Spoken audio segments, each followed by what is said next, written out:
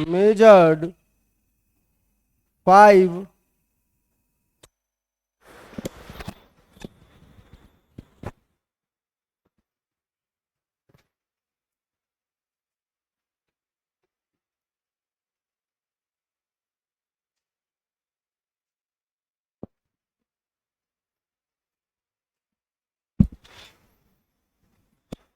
चलो जी, last time हम लोग पढ़े थे अमाइन के बारे में, प्रिपरेशन पढ़ लिए थे।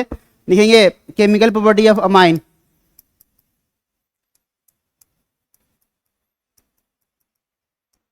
इसमें क्या होता है कि अमाइन अब दिया होगा और उसके साथ हम लोग क्या क्या कर सकते हैं। तो पहला रिएक्शन पढ़ लेंगे, अपने पास कोई भी अमाइन दिया हो RnH2, इसका रिएक्शन कराएंगे। बताओ किसके साथ? HNO2 के साथ। बताया था कि ये क्या देता है, तो इससे निकलता है अल्कोहल। याद रखना जी, इससे निकलता है अल्कोहल, OH निकलता है और OH को तुमको जोड़ना है इसमें, तो आंसर आता है अल्कोहल। ये याद रहेगा तभी बनेगा, इसलिए ध्यान रखना है जी। तो ये अपना आंसर आता है अल्कोहल, है ना। इसका मतलब बाहर क्या निकल जाता होगा? N2 gas plus water. ये नहीं सकते हो जी। एक चीज हमेशा ध्यान रखना है यहाँ पर कि ये अपना दिया हुआ है, कोई भी अल्कोहल ले लो, यहाँ पे एक एक्सेप्शन लिख लेना। इसका एक एक्सेप्शन है, अगर मिथाइल अमाइन हो तो अल्कोहल आंसर नहीं आता है। क्या नाम है जी इसका? Methyl amine. ये एक्सेप्शन है, इसको याद रखना है, मिथाइल अमाइन। अगर इसको पास कराते हैं HNO2 से, तब ये अल्कोहल आंसर नहीं आता है, ये तुमको याद रखना है। ईथर आता है, नाइट्रो अल्केन आता है। इसको कर देना है, VBI एग्जाम में ये बहुत बार आ चुका है। तो लिख लेंगे अपने पास नाइट्रो अल्केन, तो एक कार्बन का नाइट्रो अल्केन हो गया, और ईथर, तो एक कार्बन का ईथर ऐसा होता है ओ। इसको बोलते हैं हम लोग ईथर, और इसको बोलते हैं नाइट्रो अल्केन। ये सिर्फ एक कार्बन का है, इसलिए एक्सेप्शन कहलाएगा। अगर यहीं पर R अगर 2 कार्बन का हो जाए तो नॉर्मल आंसर अल्कोहल आएगा। जैसे ये दिया NH2, है ना, HNO2 से पास कराया, तो बताओ जी आंसर क्या आएगा? सिंपल सा बात है, अल्कोहल आंसर आ गया। OH बाहर निकल गया, N2 गैस प्लस वाटर, कहानी समाप्त। ये ध्यान रखना है, जहां पे ये जुड़ा होगा वहीं पे जोड़ना है OH को, है ना। तो ये रिएक्शन था इसमें पहला। बाकी कितना भी कार्बन हो एक्सेप्ट 1 कार्बन को छोड़ के, 1 कार्बन एक्सेप्शन है, एग्जाम में आता है, ध्यान रखना। ये पहला रिएक्शन तुम्हारा है। एक चीज हमेशा याद रखना, अगर ये एनिलीन हो जाए, एनिलीन का मतलब क्या होता है कि ये भी रिएक्शन हम लोग पढ़े थे इसका। देखो यहाँ पर जी, इसका दूसरा रिएक्शन देखो, जो कि यहीं पे पढ़ना है, जो कि ऑलरेडी हम लोग पढ़ चुके हैं, जिसका नाम है डाइअज़ोटाइजेशन रिएक्शन। ये ऑलरेडी हम लोग का पढ़ा हुआ रिएक्शन है। यहाँ क्यों पढ़ रहे हैं? इसी चैप्टर का भी है, यहाँ भी पढ़ना है। तो हमने बताया क्या कि अगर R एनिलीन हो जाए, जैसे ये देखो वहां पे R अल्काइल ग्रुप था, सब कुछ सेम है। देखो ये R क्या है? Alkyl group. देखो ये भी अमाइन है और ये HNO2 है, तो अल्कोहल आंसर आया। लेकिन यहां पे देखो क्या आंसर आया, यहां पे अगर HNO2 आएगा तो क्या बनता है? बताया था ना, इससे इलेक्ट्रोफाइल निकलता है NO प्लस, निकलेंगे NO प्लस, ये इलेक्ट्रोफाइल निकलता है, इसको बोलते हैं इलेक्ट्रोफाइल, है ना। अब बनता है बेंजीन डायोजेनियम क्लोराइड, बताया था N2 प्लस। दो सब कुछ सेम होने के कारण फिर भी मेरा आंसर चेंज हो गया, क्योंकि ये अल्काइल नहीं, इसको बोलते हैं एनिलीन। ये ध्यान रखना है ना। और बताया गया यहाँ टेम्परेचर होता है 0 डिग्री सेल्सियस से 5 डिग्री सेल्सियस। तो इन केल्विन में बात करते हैं तो 273 के से 270, 5 जोड़ देंगे तो 8 के। नीट में ये पिछले बार ही आया था, टेम्परेचर के बारे में पूछ दिया था। तो इस टेम्परेचर पे ये क्या होता है जी? स्टेबल होता है। अगर टेम्परेचर बढ़ा दोगे तो अनस्टेबल हो जाएगा, तो प्रोडक्ट नहीं बन पाएगा। तो इसको बोलते हैं बेंजीन डाइजेनियम क्लोराइड, तो N2 प्लस और Cl माइनस। तो ये ध्यान रखना है, नाम इसका क्या होता है? बेंजीन डाइजेनियम क्लोराइड, डाइअजोनियम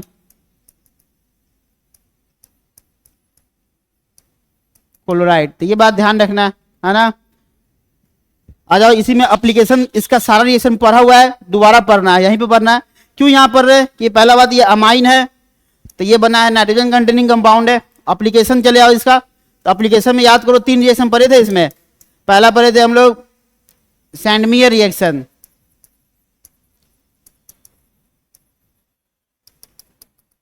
दूसरा पढ़े थे इसमें गटरमैन रिएक्शन, गटरमैन रिएक्शन, और तीसरा पढ़े थे इसमें बाल्ज साचिमन रिएक्शन, बाल्ज साचिमन। तीनों में क्या था खास बात कि तीनों में बेंजीन डाइजेनियम क्लोराइड ही है ना, इसलिए एप्लीकेशन की बात हो रही है। चलो पहला देखते हैं इसमें सैंडमीयर रिएक्शन। ऑलरेडी ये अल्काइल हैलाइड में पढ़े थे और यहां भी पढ़ना है, इस चैप्टर में भी दिया हुआ है। तो बताया गया है यहाँ पर सैंडमीयर के लिए benzene diazonium chloride N2+ Cl-। पहचान में कैसे आएगा, तो यहाँ पर लिखा होगा CuCl HCl और यहाँ पर लिखा होगा Cu2Cl2, है ना। ये काम करता है, ये टूटता है ऐसे प्लस और माइनस में, ये N2 गैस बाहर निकल जाएगा तो निकलेंगे यहाँ पर N2 गैस। और देखो जी ये Cl और ये H मिलके बनता है HCl, ये फिक्स से कभी चेंज नहीं होता है ना। ये वाला Cl जाके बेंजीन पे जुड़ जाएगा तो ये बन गया बेंजीन। ये ऑलरेडी हम लोग पढ़े हुए हैं कहाँ पे, तो अपना एराइल हैलाइड अल्काइल हैलाइड में। यहाँ क्यों पढ़ रहे हैं, क्योंकि ये उसी का एप्लीकेशन है, अपना एनिलीन का एप्लीकेशन है, याद रखना, इस चैप्टर में भी दिया हुआ है। चलो जी अब इसका भी हमने बताया था, इसमें एक क्वेश्चन और कर लेते हैं। मान लो पहला क्वेश्चन, दूसरा देखो, बस यहाँ कर दो HBr, तो ये रहा अपने पास बेंजीन डाइजेनियम क्लोराइड। यहाँ पर निकलो CuBr भी दे सकते हो, कोई दिक्कत नहीं है, HBr सब Br हो जाएगा, और Cu2Br2, तो ये Br को जोड़ दो रिंग पे, आंसर आ गया। तो ये रहा अपना, यहाँ पे Br लगा देंगे प्लस N2 गैस और प्लस HCl, ये फिक्स से कभी चेंज नहीं होता क्योंकि यहाँ पर Cl है ना बेंजीन डाइजेनियम क्लोराइड में। तो ये तुमको समझ में आ गया है। अब चलो सैंडमीयर का एप्लीकेशन बताया था उसका लिख लेते हैं। तो ऑलरेडी ये पढ़ा हुआ रिएक्शन है, दोबारा पढ़ रहे हैं, लिखेंगे application of सैंडमीयर, application of सैंडमीयर। सैंडमीयर reaction का एप्लीकेशन क्या है, तो यहाँ पे भी बेंजीन डाइजेनियम क्लोराइड दिया होगा, है ना। यहाँ बताया था कि इसको हाइड्रोलाइसिस कर दिए तो इससे निकलता है OH, याद रखना। यहाँ बताया था हमने कि H3PO2 का इस्तेमाल किया तो इससे निकलता है H।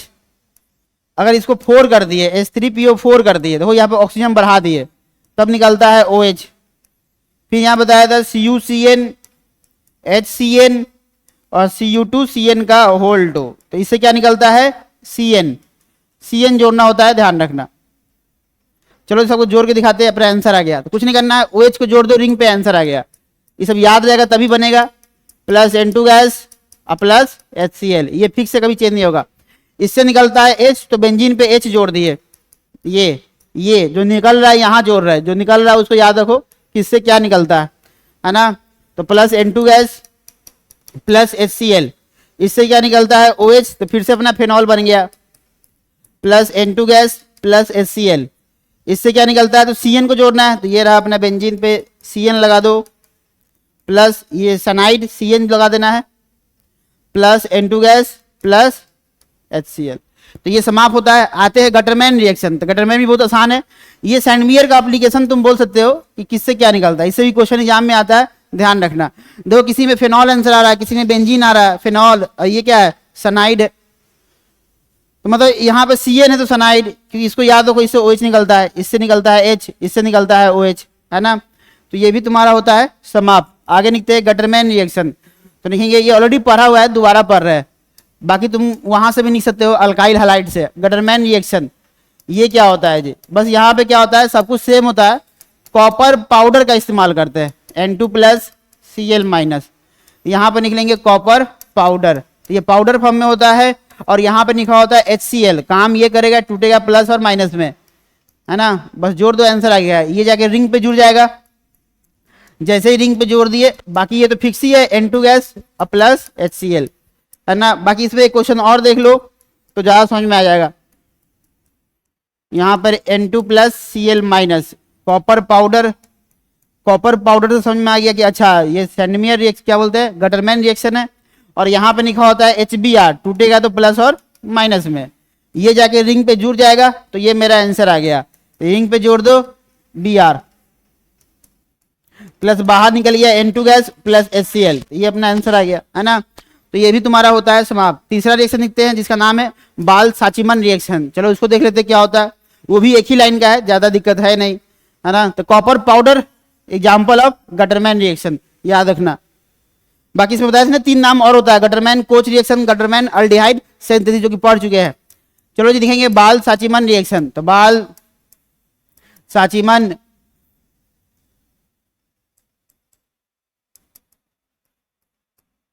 तो बाल साचिमन रिएक्शन क्या होता है? बाल साचिमन बताया था, पहचानने का तरीका बहुत आसान है कि यहाँ भी बेंजीन डाइजीनियम क्लोराइड होता है ना, N2+Cl-, क्योंकि यहाँ पर होता है HBF4, ये होता है HBF4 होता है, ध्यान रखना।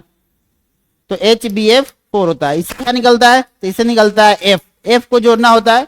तो मेरा आंसर ये आ गया। तो ये रहा अपना आंसर, F जोड़ दो plus best method of preparation of aryl fluoride, best method preparation of aryl fluoride. याद करो जी, एक था अपना अल्काइल फ्लोराइड के लिए स्वार्ट्ज रिएक्शन था, और ये है एराइल फ्लोराइड के लिए बाल साचिमन रिएक्शन। तो एक जोड़ दिए, बाहर क्या निकलेगा? तो फिक्स है N2 गैस प्लस HCl। इसमें एक चीज और निकलो, प्लस BF3 भी आता है, यहाँ BF4 है ना, HBF4 है ना, हाइड्रोजन टेट्राफ्लोराइड बोलते हैं, बोरन टेट्राफ्लोराइड है ना। तो ये एक ही लाइन का है, ज्यादा इसमें एक्सपेरिमेंट होता नहीं है, समाप्त होता है। लिखेंगे इसी में कपलिंग रिएक्शन बताया था, formation of dye, coupling reaction. ये सब पढ़ा हुआ रिएक्शन दोबारा पढ़ रहे हैं क्योंकि इस चैप्टर में भी दिया हुआ है, ये सब इसमें भी नाइट्रोजन आता है इसलिए। तो फॉर्मेशन ऑफ डाई यहाँ पर तीनों नहीं पढ़ना है, जिसमें नाइट्रोजन आएगा वो वाला पढ़ना है। तो फॉर्मेशन ऑफ डाई है ना। तो याद करो, हम लोग फॉर्मेशन ऑफ डाई में 3 चीज पढ़े थे, एक था ऑरेंज डाई है ना, सब में बेंजीन डाइजीनियम क्लोराइड आएगा, एक था येलो डाई है ना, और एक था ऑरेंज डाई। ये 3 डाई पढ़े थे। इसमें क्या था बताओ? फेनॉल था। तो ये अपने काम का नहीं है, ये वाला काम का है। इसमें एनिलीन था, ये अमाइन चैप्टर में एलिनिन आता है, ये काम का है, ये पढ़ेंगे हम लोग यहाँ पे। और इसमें क्या था? नेप्टॉल था, बीटा नेप्टॉल, ऐसा बना लेंगे, यहां बनाते हैं, ये रहा बीटा नेप्टॉल, ये नेप्टॉल यहां लिखेंगे तीसरा वाले में। कौन सा नेप्टॉल? Beta hydroxy. चलो यहां पे OL लगा हुआ है, सिर्फ बीटा निकलो, बीटा नेप्टॉल। तो ये था काम। चलो ये दिखाते हैं, दूसरा नंबर इंपॉर्टेंट है कि ये तीनों पढ़ा हुआ है, लेकिन इसमें काम का है दूसरा नंबर, क्योंकि इसमें एनिलीन आया है ना। चलो ये दिखाते हैं, कपलिंग रिएक्शन बोलते हैं, फॉर्मेशन ऑफ डाई। तो येलो डाई बना के दिखाते हैं यहाँ साइड में। चलो यहीं पे दिखा देते हैं येलो डाई। चलो आगे दिखाते हैं, ये देखो यहाँ पर, यहाँ लिखते हैं येलो डाई। तो यही एक रिएक्शन है जो यहाँ काम का है, येलो डाई। बाकी तीनों डाई बनाना सीख चुके हैं, बेंजीन डाइजीनियम क्लोराइड, N2+Cl-। यहाँ पे क्या होगा? तो एनिलीन NH2 का इस्तेमाल करेंगे, और ये H देखो यहाँ पर, ये H और यहाँ से ये Cl बाहर निकल जाएगा, क्योंकि हमने बताया था कि एनिलीन बेस होता है। तो ये चाहता है कि एसिडिक मीडियम में रिएक्शन हो, एसिडिक मीडियम में, ये मीडियम भी पूछ देता है, ध्यान रखना। और pH एसिडिक का कितना होता है? 4 से 5, यहाँ पे pH लेते हैं। तो आंसर क्या आता है? तो इसको यहाँ से जोड़ दो, आंसर आ गया। तो ट्रिपल बॉन्ड से ये डबल बॉन्ड हो जाता है, इधर भी बेंजीन और इधर भी क्या हो जाएगा? बेंजीन, और ये NH2। देखो यहाँ पर ये दोनों को बाहर निकाल दिए, तो इसको यहाँ से जोड़ेंगे, तो देखो जुड़ने के बाद ये पूरा दिख रहा है, ये बाहर निकल गया HCl। इसी को बोलते हैं हम लोग येलो डाई, येलो डाई। इसका नाम क्या होता है? तो लिखेंगे हम लोग पारा अमीनो है ना, अजोबेंजीन, अजोबेंजीन, ये इसका नाम होता है, समाप्त होता है ये। तो जितना भी रिएक्शन था इसमें हम लोग पढ़ चुके हैं है ना, तो ये ध्यान रखना, यहाँ पे ये इंपॉर्टेंट था।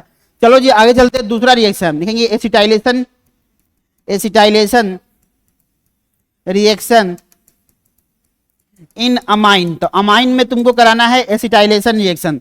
तो अमाइन में एसिटाइलेशन, ये दूसरा रिएक्शन यहाँ से शुरू हो गया, ये सब खत्म हो गया तुम्हारा है ना। तो एसिटाइलेशन का मतलब क्या होता है कि कोई भी तुम एनिलीन ले लो जो तुमको अच्छा लगे, क्योंकि यहाँ पे लोन पेयर होता है, और यहाँ पे कोई भी एसिड हलाइड से रिएक्शन करा दो, एसिड हलाइड।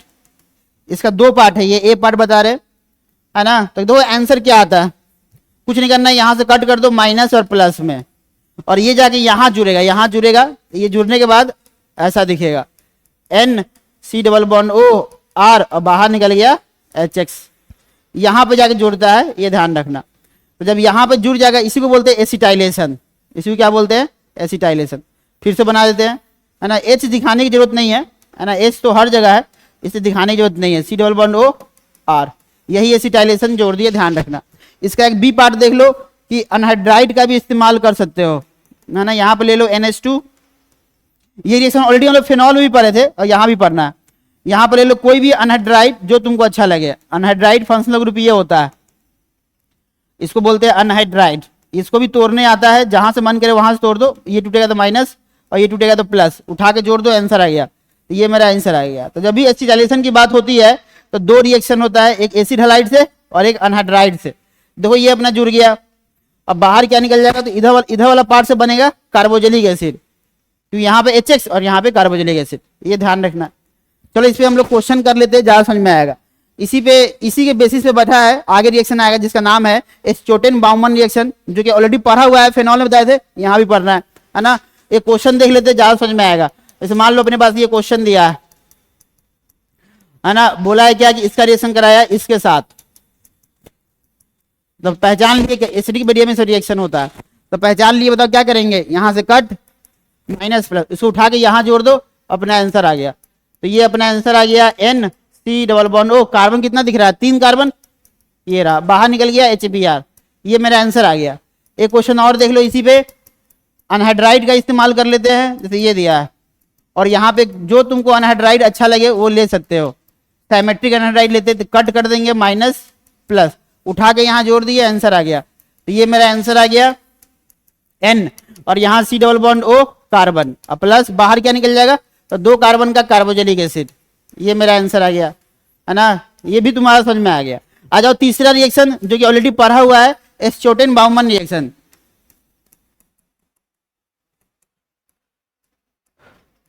ये फिनॉल में पढ़े थे, यहाँ वहां पर दोनों रिएक्शन कराया था, यहाँ भी कराते हैं स्टोटेन-बाउमन रिएक्शन। इसका एक और नाम होता है बेंजाइलेशन रिएक्शन भी बोलते हैं।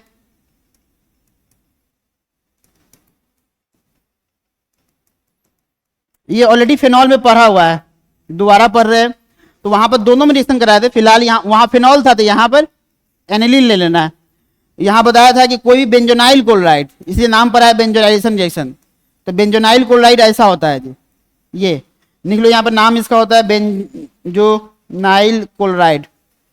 ये फिक्स से कभी चेंज नहीं होता है, यही इसका आइडेंटिफिकेशन है।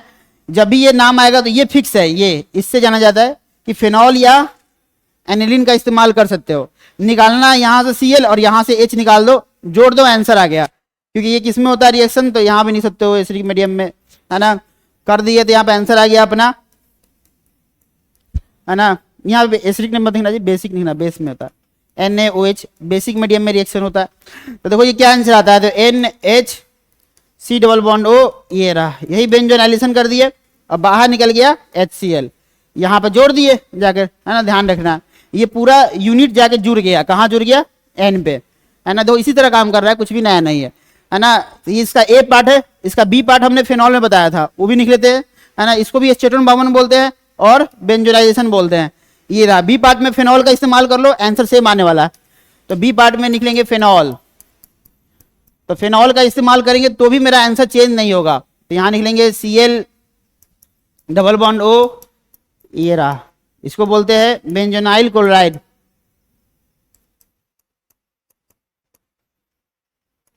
क्लोराइड बेसिक मीडियम होता है, ये NaOH, यहां से निकाल दो Cl और ये H बाहर निकाल दिए, तो मेरा ये आंसर आ गया। मतलब काम तो सेम ही है, कुछ भी नया नहीं है। ये बन गया, और प्लस बाहर क्या निकल जाएगा, HCl, काम खत्म, है ना। तो ये भी रिएक्शन होता है समाप्त। चलते हैं अगला रिएक्शन, लिखेंगे ऑक्सीडेशन ऑफ अमाइन।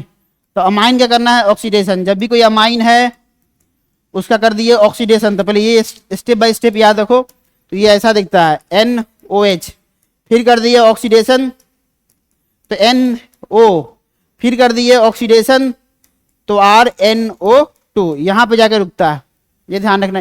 ये जनरल पाथवे है। बाकी इसमें क्या होता है, 2-3 रिएक्शन आएगा, चलो उसको लिख के दिखाते हैं।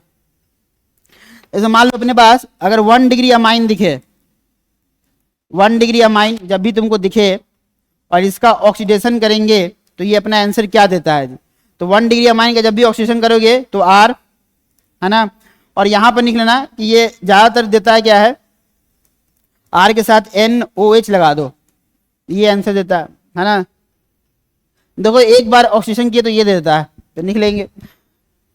अगर 2 डिग्री अमाइन का ऑक्सीडेशन करते हो, बाकी इसको आगे तक यहाँ तक ले जा सकते हो, कोई दिक्कत नहीं है ना। पहला स्टेप में ये दे देता है, ये ध्यान रखना। 2 डिग्री अमाइन का ऑक्सीडेशन करते हैं तो क्या आंसर देता है। 2 डिग्री अमाइन का जब भी ऑक्सीडेशन करते हैं तो नॉर्मल बात याद रखना, ये जुड़वा भाई देता है, N है तो इधर से भी ये N ऐसा ये जुड़वा दे देता है ऐसा, ये ध्यान रखना। अगर 2 डिग्री अमाइन का ऑक्सीडेशन करते हैं तो जुड़वा देता है ना, ये ध्यान रखना। जैसे ये 1 डिग्री, ये 2 डिग्री अमाइन था, इधर से ऐसे कर देंगे। जैसे यहाँ देखो, एक काम करिए, क्वेश्चन लिख के दिखाते ज़्यादा समझ में आएगा, ऐसे समझ में नहीं आएगा। ये जनरल पाथवे लिखो, आगे चलते हैं। जैसे यहाँ पे देखो जी, ये क्वेश्चन तुमको दिख रहा हो, पहला क्वेश्चन ए टाइप। जैसे यहाँ देखो, ये कार्बन दिख रहा होगा और ये यहाँ पर दिख रहा होगा NH2, तो CCCNH2 तो दिख रहा है कि 1 डिग्री अमाइन है, ऑक्सीडेशन कर दो। या ये भी लिखा होता है K2Cr2O7 के साथ H+, या और ये भी लिखा होता है KMNO4 के साथ H+। तो आंसर क्या आएगा, तो कुछ नहीं करना है, ये अपना आंसर आ गया। इसका दो तरह से आंसर निकालते हैं, तो ये भी आंसर सही है, जो जनरल पाथवे को फॉलो किया पहला स्टेप में ये होता है। दूसरा देख लेना, अगर ये ऑप्शन में ना दिया हो तो इसका बी पार्ट यही चीज लिखा होगा, तो इससे बनता है, लिख लेंगे अल्डिहाइड या कीटोन। तो देखो अल्डिहाइड कीटोन कैसे बनाओगे, तो बीच में कुछ ऐसे बनाओ कुछ देर के लिए। 3 कार्बन है ना, 3 कार्बन है तो ऐसे बनाओ, डबल बॉन्ड NH ऐसा बना देना है। इसको बोलते हैं इंटरमीडिएट। तो दोनों आंसर सही है, देख लेना ऑप्शन में कौन सा दिया है, ये इंटरमीडिएट बनता है, मतलब यहाँ डबल बॉन्ड कर दिया। अब क्या करेंगे, ये कट हो जाएगा इधर वाले से कार्बोजेलिक एसिड, मतलब इधर वाले से तुमको बनाना क्या है, तो देख लेंगे यहाँ पर कट करेंगे, अल्डिहाइड बन जाएगा ये, और इधर वाले से अमोनिया NH3 गैस, देख लेना है ना। तो इधर जब भी कट कर देंगे इधर वाला पार्ट से अल्डिहाइड, देख लेना अगर इधर नीचे कार्बन होगा तो कीटोन हो जाएगा, है ना, अल्डिहाइड या कीटोन, ये ध्यान रखना। इधर वाला पार्ट से अमोनिया गैस, तो ये भी आंसर सही है और ये भी सही है ना। देख लेना ऑप्शन में क्या दिया है। ये दोनों किस में एप्लीकेबल है, 1 डिग्री अमाइन में। ये सब काम कभी भी 2 डिग्री में नहीं करना है। जैसे क्वेश्चन आया, ये देखो जी, जैसे ये मेरा क्वेश्चन आया और यहां पे लिखा है NH2 और बोला कि इसको ऑक्सीडेशन कर दिया, तो एक तो मेरा आंसर क्या आएगा, ये वाला आएगा, जो कि बहुत इजी है। ऑप्शन में दिख जाए तो टिक कर देना, कोई दिक्कत नहीं है। ये वाला देखो वहां पर कर दिया ना, N के साथ OH लगा दिए। अगर ये ऑप्शन में ना दिया हो तो तुमको क्या करना है, कुछ देर के इंटरमीडिएट बना दो, ऐसा इंटरमीडिएट ऐसा बना दिए, ये इंटरमीडिएट। अब यहां से कट, ये कीटोन बन जाएगा O लेकर, तो ये रहा मेरा फाइनल आंसर। तो ये भी आंसर सही है। पता कैसे चलेगा, तो ऑप्शन से पता चलेगा। ऑप्शन देख लेना क्या दिया है, ये अगर ऑप्शन में ये भी दिया है ये भी दिया है, दोनों आंसर हो जाएगा, ध्यान रखना। तो ये तुम्हारा 1 डिग्री के बारे में काम समाप्त होता है, ध्यान रखना। तो दो आंसर है, ये भी आंसर है और वो भी आंसर है, दोनों आंसर तुमको निकालने आ गया। और जब बी पार्ट 2 डिग्री, अगर 2 डिग्री अमाइन होगा तो क्या होता है, देखो जी, सबसे पहले अगर 2 डिग्री अमाइन का मतलब ऐसा दिखेगा NH। इसका जब हम ऑक्सीजन करते हैं तो इसमें एक ही आंसर आता है, इसका जुड़वा भाई। जुड़वा भाई का मतलब ये एक क्वेश्चन देख लो, ज्यादा समझ में आएगा। जैसे ये दिया है होल टू NH, तो बताओ जी ऑक्सीजन करने पे आंसर क्या आएगा, क्वेश्चन है ये, हमको ये प्रॉपर्टी याद है। तो ये 2 डिग्री अमाइन है, कितना बताओ, 2 डिग्री है, 2 डिग्री है, तो ये जुड़वा भाई देता है। जुड़वा भाई का मतलब ऐसा, ये आ गया आंसर, है ना। लेकिन हम चाहते इसका ये ए पार्ट है, हम चाहते इसका बी पार्ट भी बनाना। तो बी पार्ट का मतलब ये देखो जी, R2NH अभी भी ये 2 डिग्री अमाइन है ना, लेकिन इसको पास कराते कैरोज एसिड से।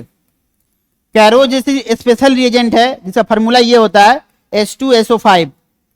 ये कैरोज का फार्मूला होता है H2SO5, ये होता है। तो ये स्पेशल रिएजेंट यूज किया गया इसके लिए, तो ये अपना आंसर आता है R2N, यहाँ OH लगा दो, मतलब यहाँ भी OH जोड़ देना है, N के साथ क्या जोड़ना है, OH जोड़ना है। तो ये बी पार्ट भी याद रखना है ना। इसका रिएजेंट ही अलग है, कैरोज एसिड बोलते हैं इसको। बाकी ये नॉर्मल ऑक्सीडेशन कर रहा है, ये निखाओ नहीं तो ये निखाओ, K2Cr2O7 के साथ H+, या KMNO4 के साथ H+, इनमें से कुछ भी निखाओ चलेगा। लेकिन ये जब निखाओ 2 डिग्री में तो आंसर ये आता है। एक लास्ट बचा है इसका 3 डिग्री अमाइन, देख लो सी पार्ट। 3 डिग्री अमाइन, ये नीट में पिछले साल ही क्वेश्चन आया था, what is the formula of Fenton reagent. तो फेंटोन रिएजेंट का फार्मूला क्या होता है? पहला बात, अगर कोई भी 3 डिग्री अमाइन हो, ये पिछले साल नीट का क्वेश्चन भी था, 3 डिग्री अमाइन हो, ये 3 डिग्री अमाइन है, नॉर्मल ऑक्सीजन करने पे नहीं होता है रिएक्शन, चाहे कुछ भी लिखा हो, K2Cr2O7 के साथ H+ या KMnO4 के साथ H+, तो नॉर्मल रिएक्शन नहीं होता है। लेकिन हम चाहते हैं कि नहीं रिएक्शन करें, तो यहां पर स्पेशल रिएजेंट फेंटोन का इस्तेमाल करेंगे। 3 डिग्री अमाइन है और यहां लिखा होता है फेंटोन रिएजेंट। ये पिछले साल नीट में क्वेश्चन आया था, what is the formula of Fenton reagent. तो फार्मूला ये होता है, सुंदर सा एक आसान सा फार्मूला है, H2O2, FeSO4 के साथ क्या है, H2O2, इसी को बोलते हैं फेंटोन रिएजेंट। ये लिखा हो चाहे ये लिखा हो, बात बराबर है, कुछ नहीं करना है, एक कोऑर्डिनेट बॉन्ड O लगा दो, आंसर आ गया, कोऑर्डिनेट बॉन्ड O। ये नहीं समझ में आया तो इसको ऐसे भी दिखा सकते हो, N कोऑर्डिनेट बॉन्ड O। तुमको पता है ना, कोऑर्डिनेट बॉन्ड को जब सिंगल बॉन्ड से रिप्लेस करते थे, ये प्लस और ये माइनस, तो और क्या इसको ऐसे भी दिखा सकते हो, R3N, ये दिया है तो प्लस और ये लिया है तो माइनस, ये भी सही है और ये भी सही है। भाई नीट में क्वेश्चन ये आया था, what is the formula of Fenton reagent. तो FeSO4 के साथ क्या होता है, H2O2 होता है। तो ये तुम्हारा ऑक्सीडेशन भी समाप्त होता है। आगे चलते हैं, इसी में हैलोजिनेशन, सल्फोनेशन और नाइट्रेशन, ये लिखते हैं हैलोजिनेशन रिएक्शन। क्योंकि एनिलीन क्या होता है जी, डोनर ग्रुप होता है। देखो यहाँ NH2 लगा है, ये डोनर है तो आंसर क्या आएगा, ऑर्थो पारा आएगा। तो यहां पर लिखा होगा क्या बताओ, तो यहां पर लिखा होगा H2 के साथ CH2 सॉल्वेंट, ये लिखा होगा, तो ऑर्थो पारा पर जोड़ दो, आंसर आ जाएगा। तो यहां पर निकलेंगे एक बार ऑर्थो पे एक बार पारा पे, तो NH2 यहां पर निकलो X और एक बार यहां पर निकलो X। हमेशा की तरह ये 80% पारा वाला और ये 20%, बाहर में क्या निकल जाएगा, तो HX।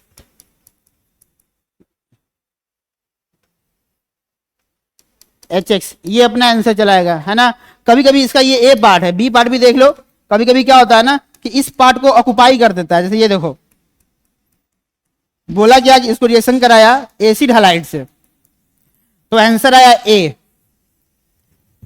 बोला क्या कि अब पास कराया H2 के साथ CH2, है ना, तो आंसर आया B+C। और फिर क्या कर दिया, हाइड्रोलाइसिस कर दिया, तो आंसर आया D+E।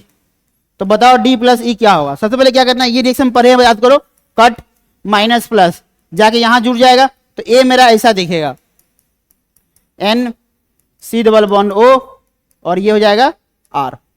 ये मेरा आंसर आ गया। अब बोला गया इससे पास करेंगे, तो अभी भी क्या करेंगे बताइए, ये लोन पेयर डोनर ग्रुप है, ऑर्थो पारा पर जो एक बार यहां जोड़ दो, B और C ऑर्थो पारा चला जाएगा। चलो यहां दिखाते हैं इसको, ये X था 80%, यहां दिखाते हैं, तो B और C ऐसा दिखेगा, NC⋅O R। एक बार यहां X जोड़ दो, ये हो जाएगा NC⋅O R।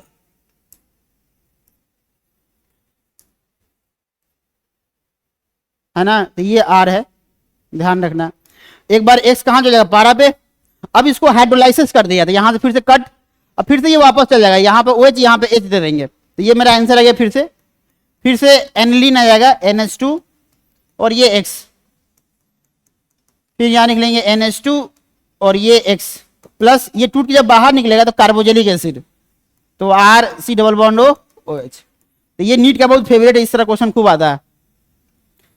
तो जब भी तुमको ये दिया हो, ये इसका काम है यहां पे चीजों को ऑक्युपाई कर देना, और कुछ नहीं है। एक इस पे क्वेश्चन लिख के दिखाते, थोड़ा देखने में सही नहीं लग रहा है, एक क्वेश्चन करके दिखाते, जहां समझ में आएगा। चलो यहाँ पे क्वेश्चन लिखते, बता दो आंसर क्या होगा। दोनों पे क्वेश्चन कर लेते हैं। जैसे ये दिया है, NH2 बोला है कि रिएक्शन कराया Br2 और यहां पर CH2 सॉल्वेंट के साथ। बताओ जी आंसर A+B आएगा, निकाल दो क्या होगा। A पार्ट, इसका B पार्ट भी बताया हमने कि ये अपना क्वेश्चन आया NH2 और यहां पर पास कराया 2 कार्बन का Br से, तो बोला कि आंसर आया A। फिर इसको पास कराया किससे, तो Br2 के साथ CH2, तो आंसर आया B+C। फिर इसको हाइड्रोलाइसिस कर दिया, तो आंसर आया D+E। तो तुमको बताना है D और E क्या होगा, है ना। इस तरह क्वेश्चन नीट में खूब आता है। पहला बात, ये कट होगा तो माइनस प्लस, इसको यहां जोड़ देंगे, जोड़ने के बाद ये बेचारा ऐसा दिखेगा, NC⋅O सी। इसका काम क्या है, ऑर्थो पारा पे जोड़ना, तो ऑर्थो पारा पे जोड़ दो, आंसर आ गया N C double bond O C. एक बार यहां बी आर और एक बार यहां B R, N C double bond O C, यहां B are.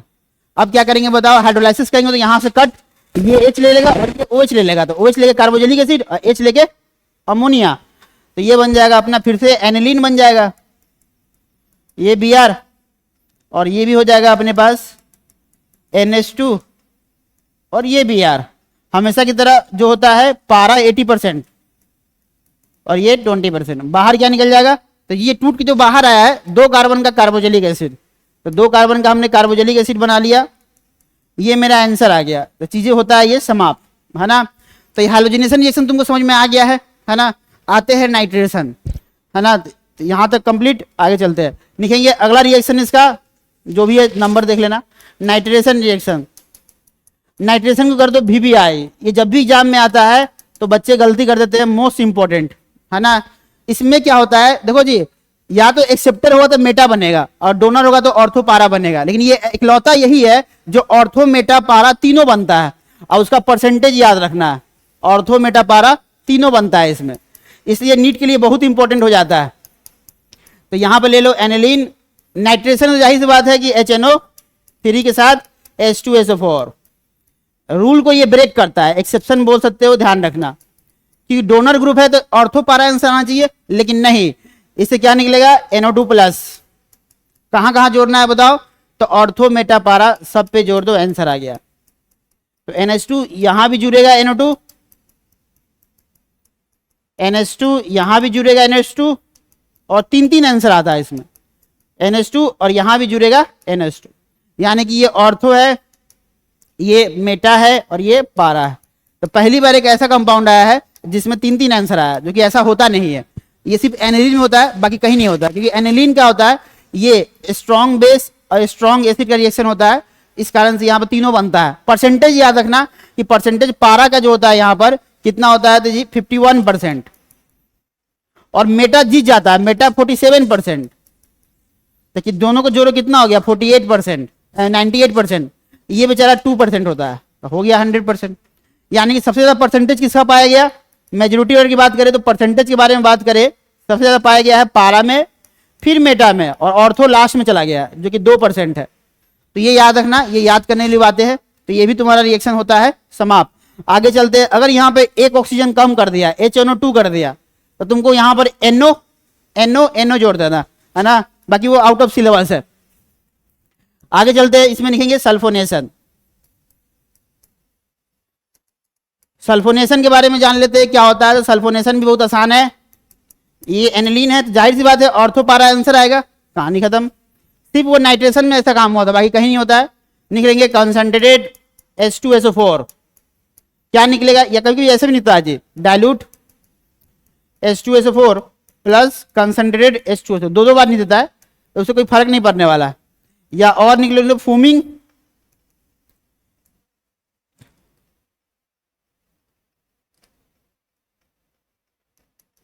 फूमिंग with oleum, oleum का फॉर्मूला पता है H2SO7, ये होता है। कुछ नहीं करना है, SO3H को जोड़ दो, आंसर आ गया, SO3H प्लस, बाहर इलेक्ट्रोफाइल लिख लेगा। कहाँ कहाँ जोड़ना है, तो ऑर्थो पारा पे जोड़ दो, कहानी खत्म। ये रहा NH2, एक बार SO3H को यहां जोड़ दिए और एक बार SO3H को यहां जोड़ दिए, NH2, है ना। क्योंकि इसमें अब क्या बनेगा बताओ जी, इसमें H बॉन्डिंग पहले से है और यहाँ भी H होगा, तो यहाँ इंट्रा बनेगा। अब ये जीत जाएगा 80% और ये 20%, इसमें बनेगा इंट्रा मॉलिक्यूलर H बॉन्डिंग। तो ये पूरा कहानी था जो कि समाप्त होता है। 2 रिएक्शन और बचा है इसमें, लिखेंगे कोप हॉफमैन एलिमिनेशन रिएक्शन, जो कि पढ़ा हुआ रिएक्शन है, और कोप एलिमिनेशन रिएक्शन। यहां क्यों पढ़ रहे हैं, सब में अमाइन है, इसलिए अमाइन का केमिकल प्रॉपर्टी चल रहा है, तो ध्यान रखना। चलो जी आगे निकलते हैं, लिखेंगे हॉफमैन, नेम रिएक्शन है, VBI कर देना, एग्जाम में चला आता है। तो हॉफमैन एलिमिनेशन रिएक्शन, हॉफमैन पढ़ा हुआ रिएक्शन है, बताया था, एलिमिनेशन रिएक्शन।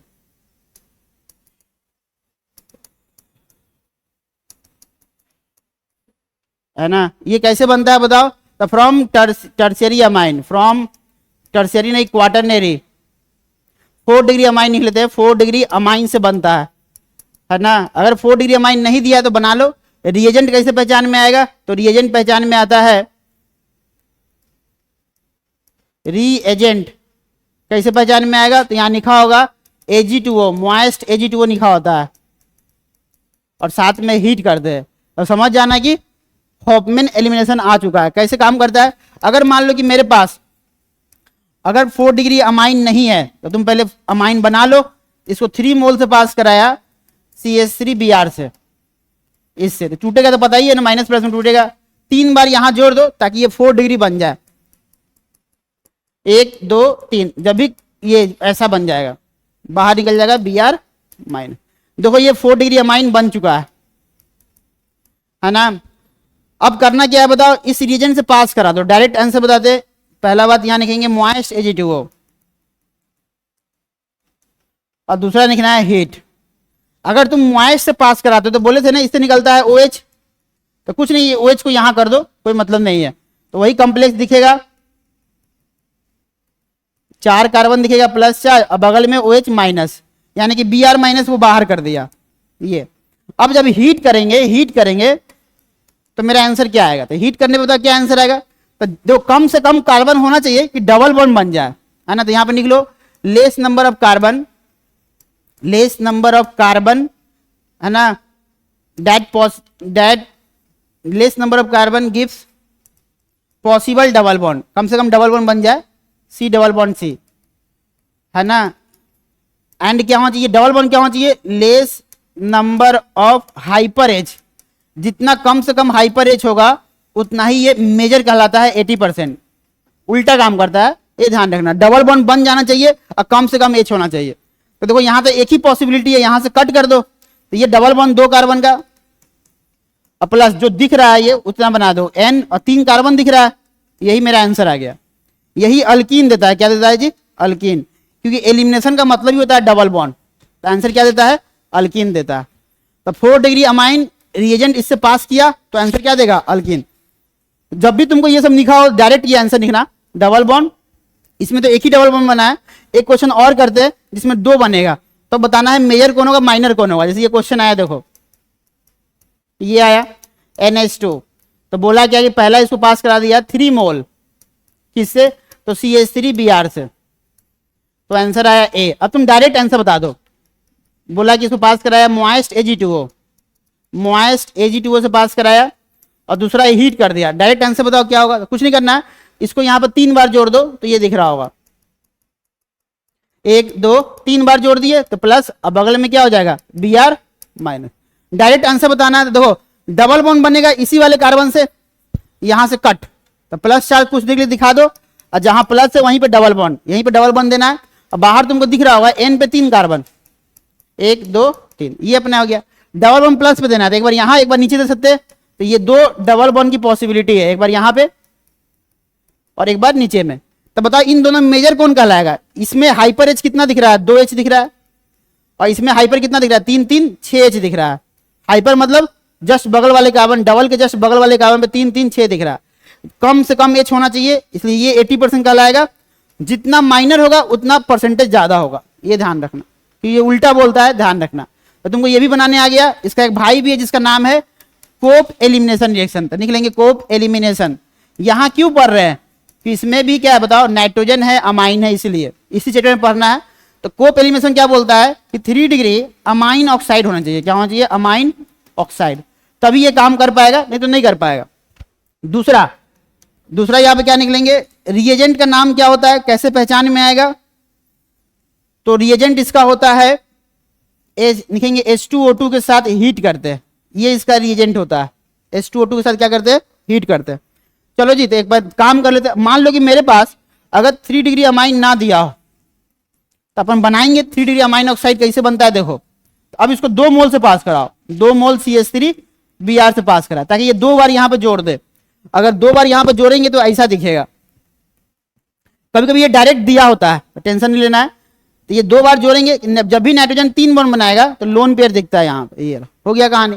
2 बार जोड़ दिए। अब क्या करना है, इतना होने के बाद अभी बना है 3 डिग्री अमाइन बना है, क्या बनाना है, 3 डिग्री अमाइन बना है, लेकिन हमको बनाना है 3 डिग्री अमाइन ऑक्साइड। तो अब इसको पास किससे कराएंगे, यहां देखो जी, तो यहां बनाते हैं, देखो ये था अपना क्वेश्चन, फिर से उसी को लिख रहे हैं, टेंशन मत लो। ये 2 डिग्री 2 मोल CH3Br था, तो हमने तो इसको ये बनाया था 3 डिग्री बना दिया था ऐसा। अब ये 3 डिग्री बन गया। अब इसका रोल आया है कि जब इसको पास कराएंगे H2O2 से, तो इससे देखो ये हाइड्रोजन पर ऑक्साइड एक ऑक्सीजन इसमें ज्यादा है, यही ऑक्सीजन को यहां पे जोड़ दो कोऑर्डिनेट बॉन्ड से। जब जोड़ देंगे तो ये ऐसा दिखेगा, O- और ये प्लस, इसी को बोलते हैं 3 डिग्री अमाइन ऑक्साइड। अब देखो जी मेरा आंसर क्या आने वाला है, तो अमाइन ऑक्साइड बोलते हैं, ये तो बन गया। अब सिंपली इसको हीट कर देना है, तो यहां भी वही सेम रूल है। सेम रूल क्या है बताओ, कि कम से कम लेस नंबर ऑफ कार्बन है ना, दैट पॉसिबल डबल बॉन्ड, कि डबल बॉन्ड तुम्हारा बन जाना चाहिए, कम से कम कुल मिला के डबल बॉन्ड बन जाना चाहिए, और less number of hyper H होना चाहिए, less number of hyper H. Hyper same rule है, वही क्या कहलाता है 80% कहलाता है, जो कि मेजर बोलते हैं। कहानी खत्म। सेम रूल है हॉफमैन की तरह, सेम रूल एज हॉफमैन। तो देखो जी इससे डबल बॉन्ड बन जाएगा, कि एक से तो बनेगा नहीं, तो यहां से कट, तो कट करेंगे तो बताओ क्या हो जाएगा, ये डबल बॉन्ड, तो 2 कार्बन का डबल बॉन्ड, क्योंकि इसमें एक ही डबल बॉन्ड आया, इसे कोई दिक्कत नहीं, यही मेजर कहलाएगा। और ये जो दिख रहा है ना, इसको इसी तरह लिख दो, तो NCC, और ये O जो है H लेके बन जाएगा अल्कोहल, इसको बोलते हैं 2 degree amine hydroxide, amine hydroxide. तो 2 डिग्री अमाइन हाइड्रोक्साइड इसको बोलते हैं, ध्यान रखना, यही अल्कीन बना है। फिलहाल यहाँ पे एक ही आंसर आया है, हम चाहते हैं 2 आंसर आए, और तुमको क्या करना है, ये वाला एग्जांपल ले लो जो अभी लिया था। अब बताओ इसमें मेजर कौन होगा, माइनर कौन होगा। तुम क्या करो, डायरेक्ट आंसर बता दो। पहला CH3Br कितना मोल है, 2 मोल, फिर दूसरा इसको पास किया H2O2 से, और तीसरा इसको हीट कर दिया, इतना लिखे तो समझ जाना कि आ चुका है कोप एलिमिनेशन रिएक्शन। तो डायरेक्ट आंसर बताना है, तो हमको दिख रहा है, यहां से कट कर देते हैं डायरेक्ट आंसर। तो यहां पर देखो जी, यहां प्लस आएगा, N 2 कार्बन, और ये रहा OH, ये तो मेरा आंसर आ चुका है। ये अब जहां प्लस वहां पर डबल बॉन्ड देना होता है, कहां कहां डबल बॉन्ड दे सकते हैं, देखो यहां देते हैं। तो एक तो ये पॉसिबिलिटी है डबल बॉन्ड देने का यहां पे, और एक ये पॉसिबिलिटी है डबल बॉन्ड देने का यहाँ पे। तो इसमें हाइपर कितना H दिख रहा है, 2 H दिख रहा है, इसमें हाइपर कितना दिख रहा है बताओ, 3 3 6 H दिख रहा है, क्योंकि ये जितना कम H आएगा उतना 80%, और ये 20%। तो ये मेरा आंसर आ गया, तो ये भी समाप्त हो गया है ना। तो आगे चलते हैं, इसमें जितना भी नेम रिएक्शन था हम लोग पढ़ चुके हैं, है ना। इस चैप्टर में सब कुछ समाप्त हो गया। अब आ जाओ तुम्हारा बेसिक ऑर्डर, जो कि ऑलरेडी पढ़ा है, GOC में पढ़ाया था, एसिडिक ऑर्डर बेसिक ऑर्डर यहाँ भी पढ़ना है। तो जितना भी बेसिक वहां पढ़े थे यहाँ पढ़ लेते हैं। तो बेसिक ऑर्डर ऑफ अमाइन, तो बेसिक ऑर्डर ऑफ अमाइन ये क्या होता है जी, है ना। तो अमाइन मतलब nitrogen containing, N containing compound, ये हम लोग पढ़ चुके हैं, यहां भी पढ़ना है। यहीं पे एक क्वेश्चन आएगा एक्सेप्शन, जो हर एक साल पे आता है ना, बताएंगे, ऑलरेडी पढ़ा चुके GOC में। सेम वही लिखेंगे यहाँ पर, पहला लिखेंगे कि रेजोनेंस डिक्रीजेज बेसिक ऑर्डर। तो रेजोनेंस अगर होगा तो बेसिक ऑर्डर क्या हो जाएगा, डिक्रीज कर जाएगा, ये लिख लेना है, डिक्रीजेज, है ना। जैसे क्वेश्चन देखो यहाँ पर, जैसे ये क्वेश्चन तुमको, ये फंक्शनल कौन सा दिख रहा है, तो अमाइड दिख रहा होगा, और ये फंक्शनल कौन सा दिख रहा है, तो अमाइन दिख रहा होगा।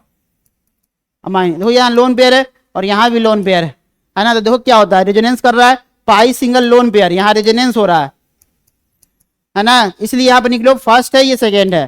पूछेगा बताओ बेसिक ऑर्डर, तो हमको पता है बताओ कि अमाइड का कम, क्योंकि यहाँ रेजोनेंस क्या करता है, बेसिक ऑर्डर को कम कर देता है, इसलिए सेकेंड ग्रेटर देन फर्स्ट। तो नोट में निकलो हमेशा amine is more basic than amide, तो amine is more basic than amide. ये सब क्वेश्चन ये एग्जाम में डायरेक्ट चला था। तो पहला प्रॉपर्टी तुम्हारा होता है समाप्त।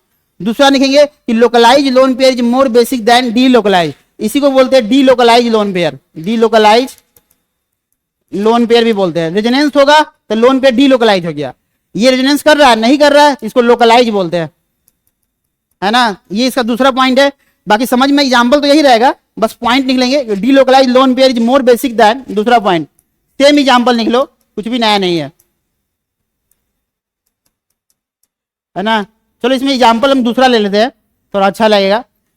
रेजोनेंस ही कराना है ना, तो कोई दिक्कत नहीं है, ऐसे भी रेजोनेंस करा सकते हो। देखो पाई सिंगल लोन पेयर, यहां पर रेजोनेंस हो रहा है? नहीं हो रहा, दोनों अमाइन ही है, ये भी अमाइन कहलाएगा और ये भी अमाइन ही कहलाएगा, दोनों तो अमाइन ही है।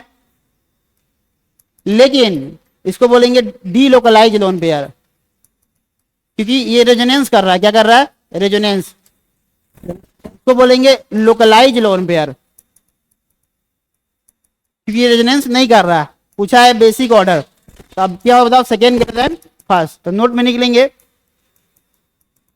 Localise lone pair is more basic than delocalise lone pair. Localise lone pair is more basic than delocalise lone pair. Delocalise lone pair ये निकलेंगे। आ जाओ तीसरा note, more number of nitrogen containing compound will be more basic than less number of nitrogen containing compound.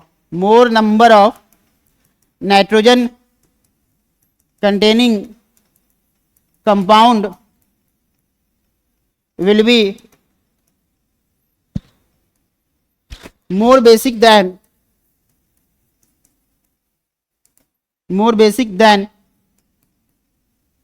है ना less number of nitrogen containing compound, less number of N containing compound, जिसमें नाइट्रोजन की संख्या does not matter resonance occurs और not. लिख लेना does not matter, जिसमें नाइट्रोजन ज्यादा वो ज्यादा basic, does not matter resonance occurs और नॉट।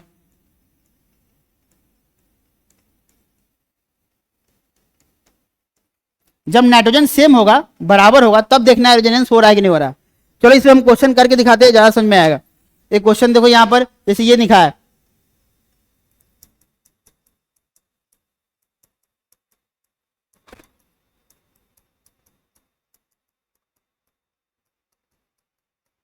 ये फर्स्ट है, ये सेकेंड है, तो बताओ जी बेसिक ऑर्डर। इसमें नाइट्रोजन ज्यादा दिख रहा है तो सेकेंड ग्रेटर देन फर्स्ट, ये आंसर हो गया। और एग्जाम्पल देखो, जैसे ये क्वेश्चन नंबर दूसरा देखो,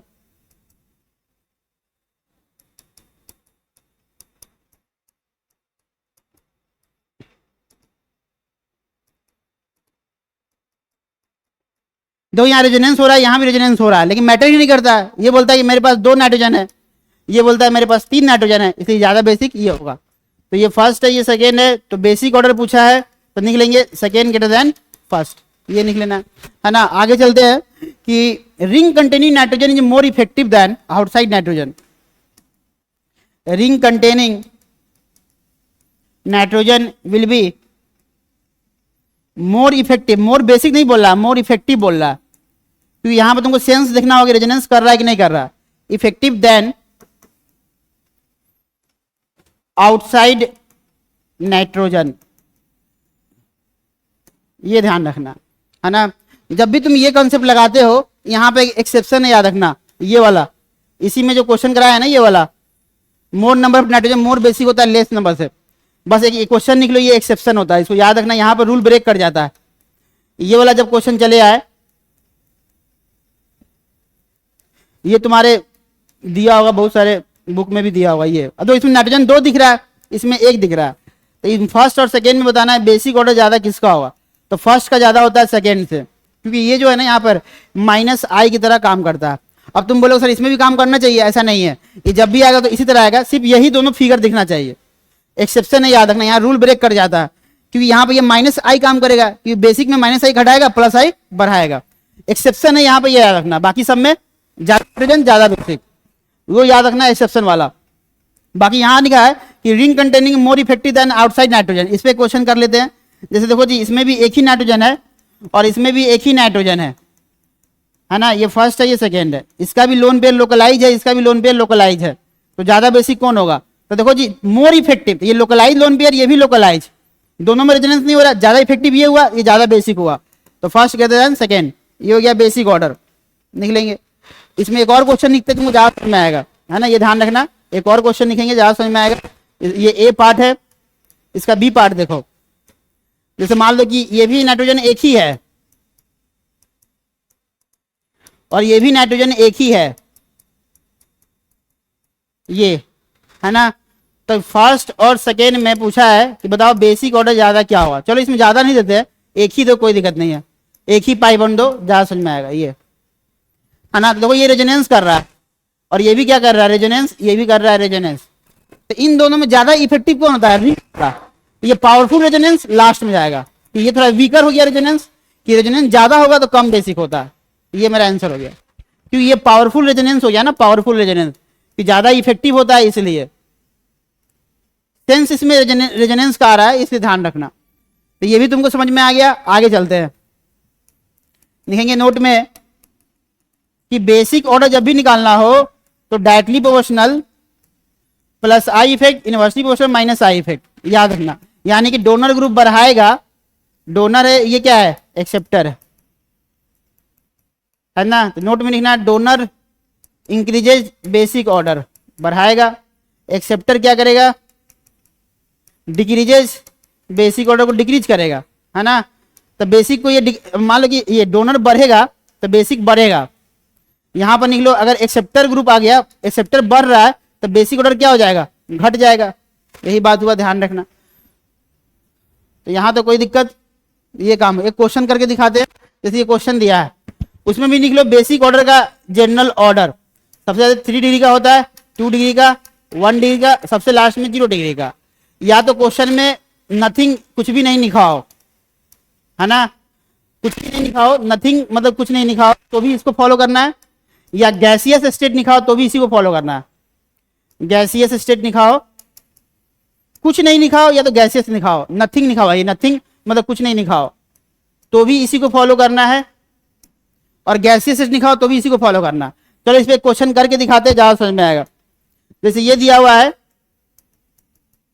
NH2,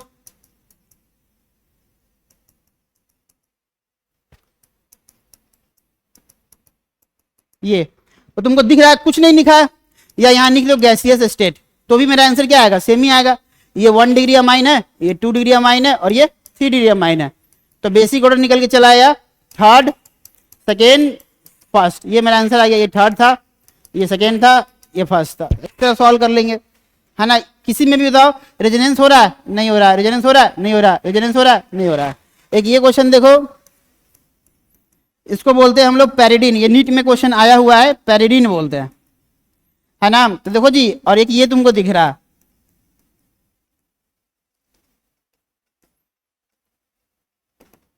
ये दिख रहा है ना। तो देखो जी, बात यहां पे ये क्या, यहां का लोन पे रेजोनेंस कर रहा है, जो यहां तो कर रहा है रेजोनेंस कि पाई सिंगल लोन पे रेजोनेंस कर रहा है, यहां पर तो रेजोनेंस हो रहा है। अब बात है कि यहां पे रेजोनेंस हो रहा है कि नहीं हो रहा है। देखो यहां पे हो रहा है रेजोनेंस पाई सिंगल लोन पेयर, लेकिन यहाँ रेजोनेंस नहीं कराते हैं क्योंकि ऑलरेडी यहाँ पे डबल बॉन्ड है, अगर देगा तो प्लस चार्ज चलाएगा। तो याद रखना ये लोकलाइज लोन पे होता है। कैसा होता है, लोकलाइज।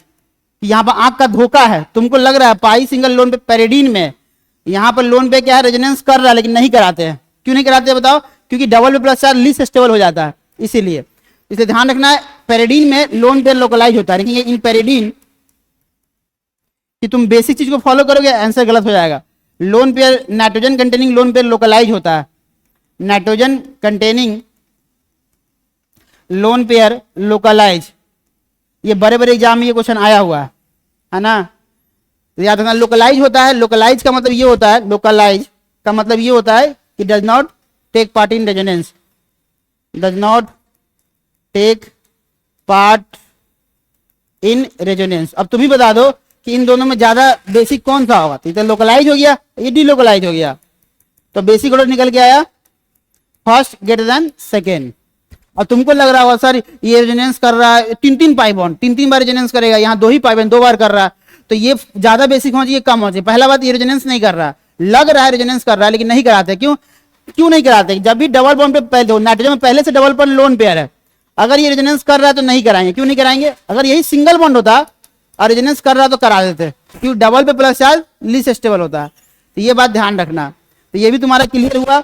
निकलेंगे कि जब भी तुम्हारा ये नाइट्रोजन कंटेनिंग की बात होती है तो ऑर्थो जो होता है, ऑर्थो इफेक्ट लीस्ट बेसिक होता है, सबसे लास्ट में जाता है।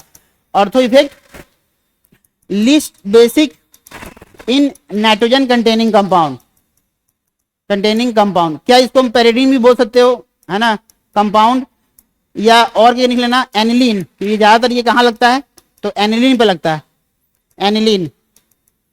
एक क्वेश्चन देख लो, ज्यादा समझ में आएगा। पोजीशन नहीं बुनना है, रेजोनेंस का पोजीशन है, यहाँ रेजोनेंस होता नहीं है कि डोनर में रेजोनेंस होगा तो पावरफुल डोनर कहलाएगा। कहाँ पे होता है तो ऑर्थो एंड पारा पे पोजीशन होता है, रेजोनेंस का पोजीशन होता है, रेजोनेंस पोजीशन ऑर्थो एंड पारा। तो यहाँ पर ये नहीं कि रेजोनेंस हो रहा है, यहाँ पर रेजोनेंस होता ही नहीं है, लेकिन पोजीशन को प्रियोरिटी देंगे। लिस्ट ऑर्थो सबसे लास्ट में जाता है, कहाँ जाता है बताओ लास्ट में, ऑर्थो इफेक्ट सबसे लास्ट में जाता है। क्वेश्चन देखो, जैसे ये क्वेश्चन दिया NH2 4 बार, ये सब नीट का बहुत फेवरेट है, यहाँ में खूब आता है, तो यहाँ पर गलती होने के चांसेस है, ध्यान रखना। अपन क्या करते हैं, सबको डोनर लेते हैं, CH3 CH3 और CH3, है ना। तो पूछा है बताओ इसमें बेसिक ऑर्डर, ये तो पूछा है बेसिक ऑर्डर बता दो क्या होगा, है ना। सबसे पहले देखो ऑर्थो इफेक्ट गया लास्ट में, ये लास्ट में जाएगा, फर्स्ट गया लास्ट में, कि ऑर्थो इफेक्ट लग जाएगा तो लास्ट में जाएगा ऑर्थो इफेक्ट। तो ये एनिलीन का खुद का रूल होता है, ध्यान रखना। ऑर्थो इफेक्ट लग गया लास्ट चला गया। पहला बता ये प्लस लाइकेन का ग्रुप है और ये भी क्या है प्लस आई डोनर ग्रुप है ना। रेजोनेंस का पोजीशन होता है, तो यानी कि ये प्लस आई प्लस एम, तो कंक्लूजन डोनर कहलाएगा, और डोनर पावरफुल डोनर इंक्रीज करेगा। सबसे टॉप पे गया थर्ड, फिर कौन सा आएगा मेटा, ये डोनर ग्रुप है, मेटा आएगा सेकेंड, है ना। और फोर्थ गया पहले, है ना। दो फर्स्ट लास्ट में चला गया, देखिए फर्स्ट को तो पहले होना चाहिए था लेकिन लास्ट में चला गया, क्यों, क्योंकि ये रूल है ऑर्थो इफेक्ट, ये ध्यान रखना। एक क्वेश्चन और करते हैं, सब में क्या करते हैं NO2 लगाते हैं, ये देख लो पहले ये क्वेश्चन यहां बताया गया है। फिर से देखो जी CH3, दो पहला बात एक चीज गौर से देखो, ये सब प्लस आई है, ये तीनों टॉप पे होना चाहिए और ये लास्ट में, लेकिन नहीं, ऑर्थो इफेक्ट लग गया, स्पेशल रूल है इसलिए लास्ट में चला गया। ये थोड़ा पहले आया, देखो ये पहले आया। इन दोनों हमको पहले से पता है कि ऑर्थो पारा क्या होता है, रेजोनेंस का पोजीशन, उसमें ही पावरफुल कौन होता है ऑर्थो, लेकिन ऑर्थो तो ऑर्थो इफेक्ट लग गया तो लास्ट में चला गया, इसलिए पारा टॉप पे चला गया। आ जाओ सब में बात करते हैं दूसरा क्वेश्चन। अब सब में हम लगाते हैं एक्सेप्टर। एक चीज लिख लेना यहाँ पर, does not matter group is acceptor और डोनर। देखो यहाँ पर ऑर्थो इफेक्ट में does not matter group is acceptor और donor, does not matter, ortho effect लग गया तो लास्ट में, मैटर ग्रुप इज डोनर हो या एक्सेप्टर हो, मैटर नहीं करता, ऑर्थो इफेक्ट लास्ट में, खुद का इसका रूल होता है, ध्यान रखना। जैसे यहां पर देखो, यहां पर दिया है एनिलीन,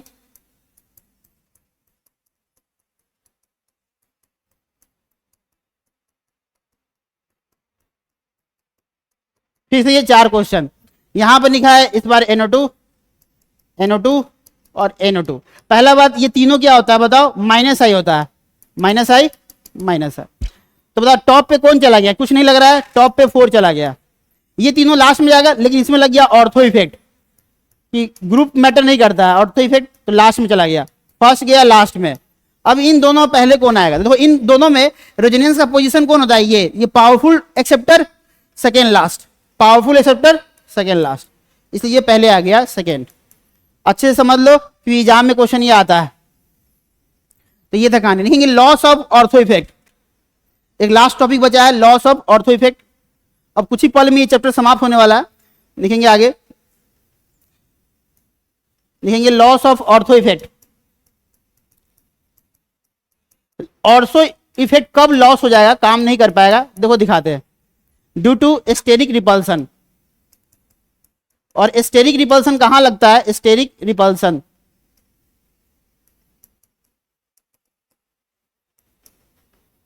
है ना, ड्यू टू स्टेरिक रिपल्सन से लॉस हो जाता है। जैसे ये देखो, पहले हम 2 क्वेश्चन लिखते हैं, ये तुमको पहले से पता है, जो पता है उसे तुम समझने में तुमको आसानी होगा। यहाँ पे CH3 है, इसको जहां मन करे वहां लगा दो, कोई फर्क नहीं पड़ता, ये फर्स्ट है ये सेकेंड है, ये अभी हम पढ़ के आए हैं। अच्छा बेसिक ऑर्डर, यहां तो लग गया ऑर्थो इफेक्ट, है ना, तो लास्ट में चला गया, सेकेंड ग्रेटर देन फर्स्ट, है ना। इसी का बी पार्ट देखो कहां पे लॉस होता है, सेम क्वेश्चन दिख रहा है, लेकिन तुम बताओ तुमको डिफरेंस क्या दिख रहा है।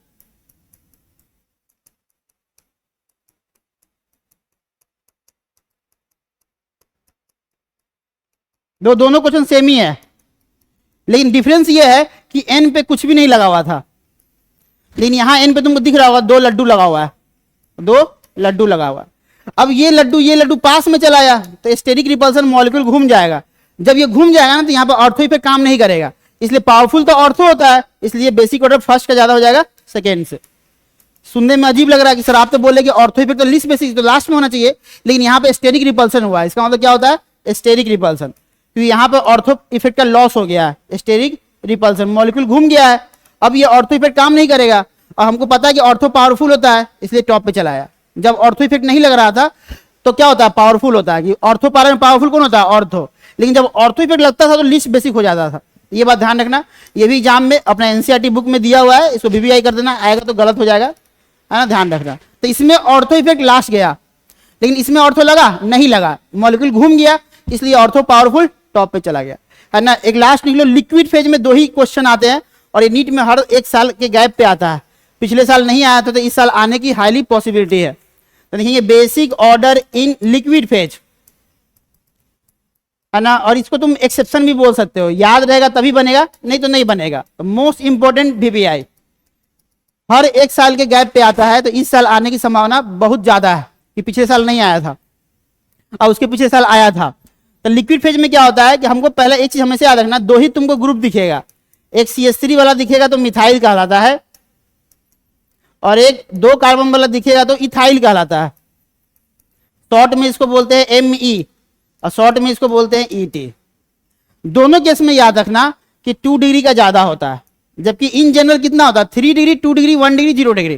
तो दोनों केस में 2 डिग्री का ज्यादा होता है। कहां पर रहे तो लिक्विड फेज में, गौर से देखना, लिक्विड फेज क्वेश्चन में लिखा होगा।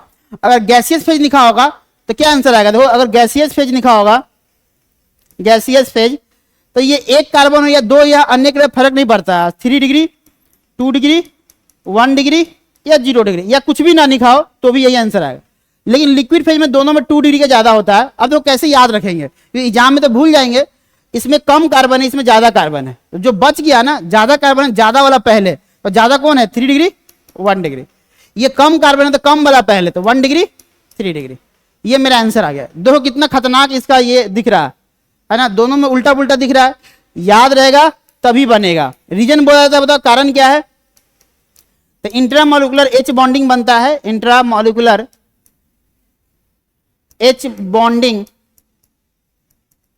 इन वाटर, तो वाटर में क्या बनता है इंट्रामोलिकुलर H बॉन्डिंग, इस कारण से डिग्री उल्टा पुल्टा हो जाता है। जैसे क्वेश्चन यहाँ लिख के दिखाते हैं, बता दो आंसर क्या होगा। जैसे ये क्वेश्चन दिख रहा है तुमको,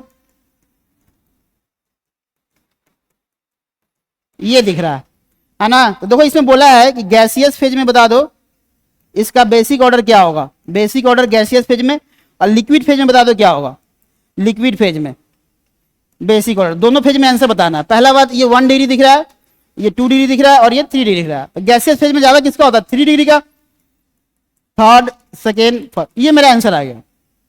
हमेशा दिक्कत कौन करेगा बताओ, लिक्विड फेज। तो पहला देखिए, अच्छा इसमें 1 कार्बन की बात हो रही है जी, तो 1 कार्बन मतलब ये ऑर्डर लिखना है, 2 डिग्री ज्यादा होता है यानी कि सेकेंड, फिर क्या बोला बताओ 2 के बाद 1 डिग्री यानी कि फर्स्ट, फिर क्या बोला 3 डिग्री यानी कि थर्ड, ये मेरा आंसर आ गया थर्ड, है ना। ये याद रहेगा तभी बनेगा, क्योंकि देखो इसका भी ऑर्डर उल्टा पुल्टा है, इसका भी उल्टा पुल्टा है, एग्जाम में दोनों में से कोई एक आएगा, तुम कंफ्यूज कौन किसका था। तो याद करने का सबसे अच्छा तरीका है, दोनों में 2 डिग्री ज्यादा है, कम कार्बन तो कम वाला पहले, ज्यादा कार्बन तो ज्यादा वाला पहले, ऐसे याद हो गया तुम्हारा। एक क्वेश्चन और देखो इसी में, बस अभी समाप्ति हो रहा है जी। NH2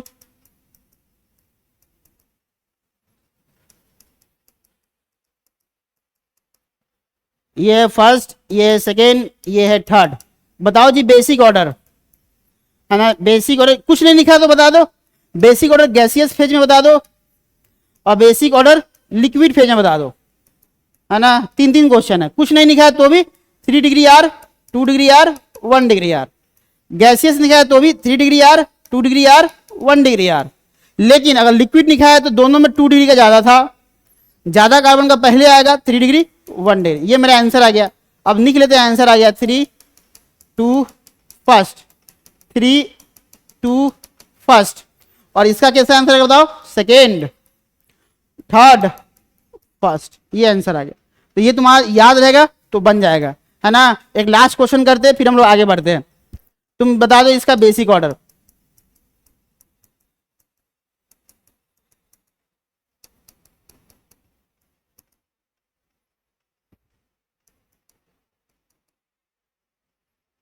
यहाँ लोन पेयर है,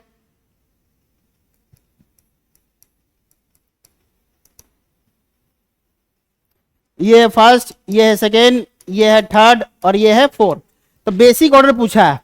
पहला बात लोकलाइज का ज्यादा होता है, ये लोकलाइज है, लोकलाइज है, ये दोनों क्या है, डी लोकलाइज है, वो रेजोनेंस कर रहा है, रेजोनेंस कर रहा है। तो इन दोनों में ज्यादा किसका होगा, कुछ नहीं लिखा है तो जनरल बात है, इसमें 2 डिग्री है, ये 1 डिग्री है, तो लिख लो सेकेंड फर्स्ट। अब बताओ इन दोनों में ज्यादा किसका होगा, तो ये एक बार रेजोनेंस करेगा और ये बहुत ज्यादा रेजोनेंस होगा, ये इस पूरे के साथ करेगा, इसलिए ये सबसे ज्यादा क्या होगा, ये सबसे कम बेसिक होगा 4 नंबर, ये पहले चलाया थर्ड, तो ये मेरा आंसर आ गया। तो ध्यान रखना है। तो समाप्त होता है ये तुम्हारा, है ना, सुनारे अक्षरों में नहीं सकते हो, द इंड चैप्टर समाप्त। तो पूरा ऑर्गेनिक केमिस्ट्री समाप्त हो गया है। पूरा ये चैप्टर पढ़ लोगे तो तुम्हारा क्वेश्चन नीट में 25 आता है। अब तुम देख लेना 25 में तुम्हारा कितना सही हो रहा है ना। 25 चौका 100 नंबर होता है ना। बाकी तुम्हारे जो 80 नंबर बच गए उसके लिए फिजिकल केमिस्ट्री और इनऑर्गेनिक केमिस्ट्री। चलो शुरू करते, चलो टाइम भी नहीं बचा है तो कल से शुरू करते हैं। इनऑर्गेनिक केमिस्ट्री पढ़ेंगे हम लोग एटॉमिक स्ट्रक्चर।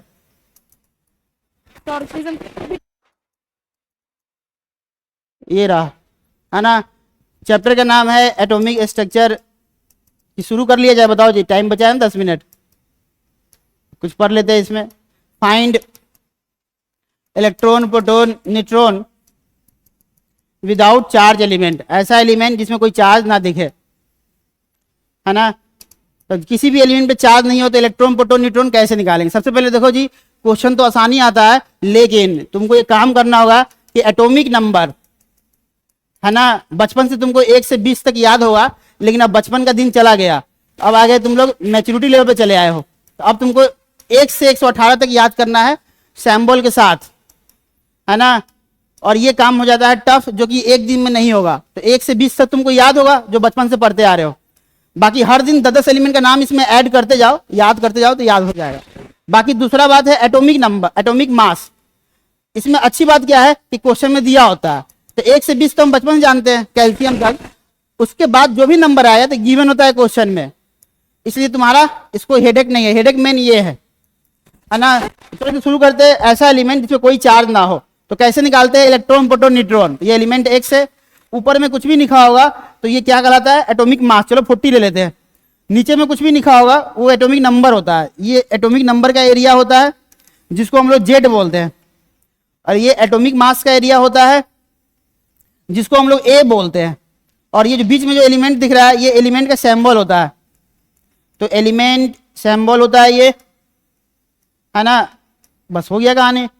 चलो जी, तो इसमें निकालना क्या है, इलेक्ट्रॉन प्रोटॉन न्यूट्रॉन। तो पहला फार्मूला ये Z equal to P equal to, ये पहला फार्मूला है जिससे तुम्हारा आंसर निकलेगा। दूसरा फार्मूला ये होता है N equal to A minus Z. A क्या है, एटॉमिक मास, जेड क्या है, एटॉमिक नंबर।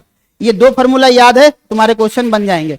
तो इसी में पूछा है इलेक्ट्रॉन प्रोटॉन न्यूट्रॉन इसका कितना होगा, तो ये क्वेश्चन था ना 40, नीचे में 20, है ना। अब तुम बोलोगे सर क्या मजाक है सर, इतना आसान क्वेश्चन एग्जाम में कैसे आएगा। एग्जाम में भैया ये नहीं दिया होगा, ये नहीं दिया होगा, तुमको पहचानना है, वो तुमको हम दे देते हैं ऐसा, है ना। फिलहाल यहाँ एलिमेंट का नाम लिखा होगा, टेंशन मत लो। इसको ए के बराबर कर दिया, इसको जेड के बराबर कर दिया। तो पहला फॉर्मूला लिख लेंगे Z equal to P equal to A. जेड कितना दिख रहा है 20, 20 equal to E equal to P. तो मेरा इलेक्ट्रॉन आ गया 20, प्रोटॉन आ गया 20। न्यूट्रॉन का फॉर्मूला क्या आता है, ऊपर में से नीचे को सब्सट्रैक्ट कर दो, 40 माइनस 20, तो ये भी आ गया 20, है ना। चलो एग्जाम में क्वेश्चन कैसे आता है, तो लिखा हुआ है एक जिंक है ना, इसका मास दिया हुआ है कितना, तो देख लेते हैं, तुम्हारे पास 64 दिया हुआ है। बताओ इसमें इलेक्ट्रॉन प्रोटॉन न्यूट्रॉन में अभी, अब ये क्वेश्चन टफ इसलिए हो गया कि ये तुमको नहीं पता है, हमको पता है कि 30 होता है ना। अब तुम्हारे लिए इलेक्ट्रॉन प्रोटॉन न्यूट्रॉन बताओ क्या होगा, तो कैसे निकालेंगे। देखो जी, ये किसके बराबर हो जाएगा, ये बराबर हो जाएगा जेड के बराबर, और ये बराबर हो जाएगा ए के बराबर। पहला फॉर्मूला पता है, Z equal to P equal to E, P equal to E. तो जेड कितना दिख रहा है वहां पर 30 दिख रहा है, पी इक्वल टू, यानी प्रोटॉन कितना हो गया 30, इलेक्ट्रॉन कितना हो गया 30। न्यूट्रॉन निकालने का फॉर्मूला ए माइनस जेड, ये हो गया, है ना, जो कि दिख रहा है तुमको 64 माइनस 30, तो आंसर कितना आ गया 34। तो ये मेरा आंसर आ गया, इलेक्ट्रॉन 30, प्रोटॉन 30 और ये 34। ये देख लेना किस ऑप्शन में मैच किया है, तो ये तुम्हारा होता है समाप्त। चलो इसका दूसरा टॉपिक विथ चार्ज एलिमेंट, है ना। तो दूसरा टॉपिक लिखेंगे find electron proton neutron with charge element, तो ऐसा एलिमेंट जिसपे चार्ज दिया होगा। अब चार्ज का मतलब क्या होता है, एक्स पे किसी भी प्लस एन चार्ज हो सकता है, एक्स पे कहीं पे भी माइनस एन चार्ज हो सकता है ना, प्लस एन होगा तो इसको बोलते हैं इलेक्ट्रोपॉजिटिव एलिमेंट। इलेक्ट्रोपॉजिटिव एलिमेंट ये इसको बोला जाता है ना। और ये ज्यादा, ये प्रॉपर्टी बहुत खास है, किसके पास होता है, तो मेटल के पास होता है। और ये कैसे होता है जी, मेटल का काम होता है लॉस ऑफ इलेक्ट्रॉन, ये महीना। ये प्रॉपर्टी किसके पास होता है, एन का वैल्यू कुछ भी ले लो जो तुमको अच्छा लगे, 1 से शुरू होगा एन तक, यहां भी एन का वैल्यू 1 2 3 डॉट डॉट एन तक, है ना। इसको बोलते हैं इलेक्ट्रोनिगेटिव एलिमेंट, इलेक्ट्रोनिगेटिव एलिमेंट इसको बोला जाता है ना। और ये प्रॉपर्टी कहां पाया जाता है, तो नॉन मेटल में पाया जाता है ना। नॉन मेटल का मतलब क्या होता है, gain of electron, gain of electron होता है। एक एग्जांपल करके दिखाते हैं, देखो जी, सोडियम एटॉमिक नंबर 11 होता है, हमने क्या किया, एक इलेक्ट्रॉन पकड़ के बाहर कर दिया, ये रहा। ये हमेशा लॉस ऑफ इलेक्ट्रॉन जो होता है वो राइट हैंड में दिखेगा, राइट हैंड में दिखेगा। अब बताओ यहाँ पे +1 चार्ज आ गया, जितना इलेक्ट्रॉन लॉस करेगा उतना प्लस चार्ज, तो देखो फाइनली इलेक्ट्रॉन हुआ क्या, तो पहले से उल्टा काम करता है। देखो 11 इलेक्ट्रॉन है, 11 में से एक गया तो 10 इलेक्ट्रॉन हो गया, है ना। तो ये ध्यान रखना है। तो देखो जी, इसका नाम है इलेक्ट्रोपॉजिटिव एलिमेंट, इसका नाम है इलेक्ट्रो, पहला वर्ड ई, दोनों का पहला वर्ड ई है, यानी कि किसी प्लस और माइनस चार्ज आता है तो सिर्फ एक ही इंसान डिस्टर्ब होता है, और जिसका नाम है इलेक्ट्रॉन। या तो इलेक्ट्रॉन बढ़ेगा या तो घटेगा, बाकी किसी को फर्क नहीं पड़ता, बाकी सब सेम रहेगा, है ना। इसका एग्जांपल निकलते हैं, जैसे मान लो कि कोल्ड्रीन है, एटॉमिक नंबर 17 होता है।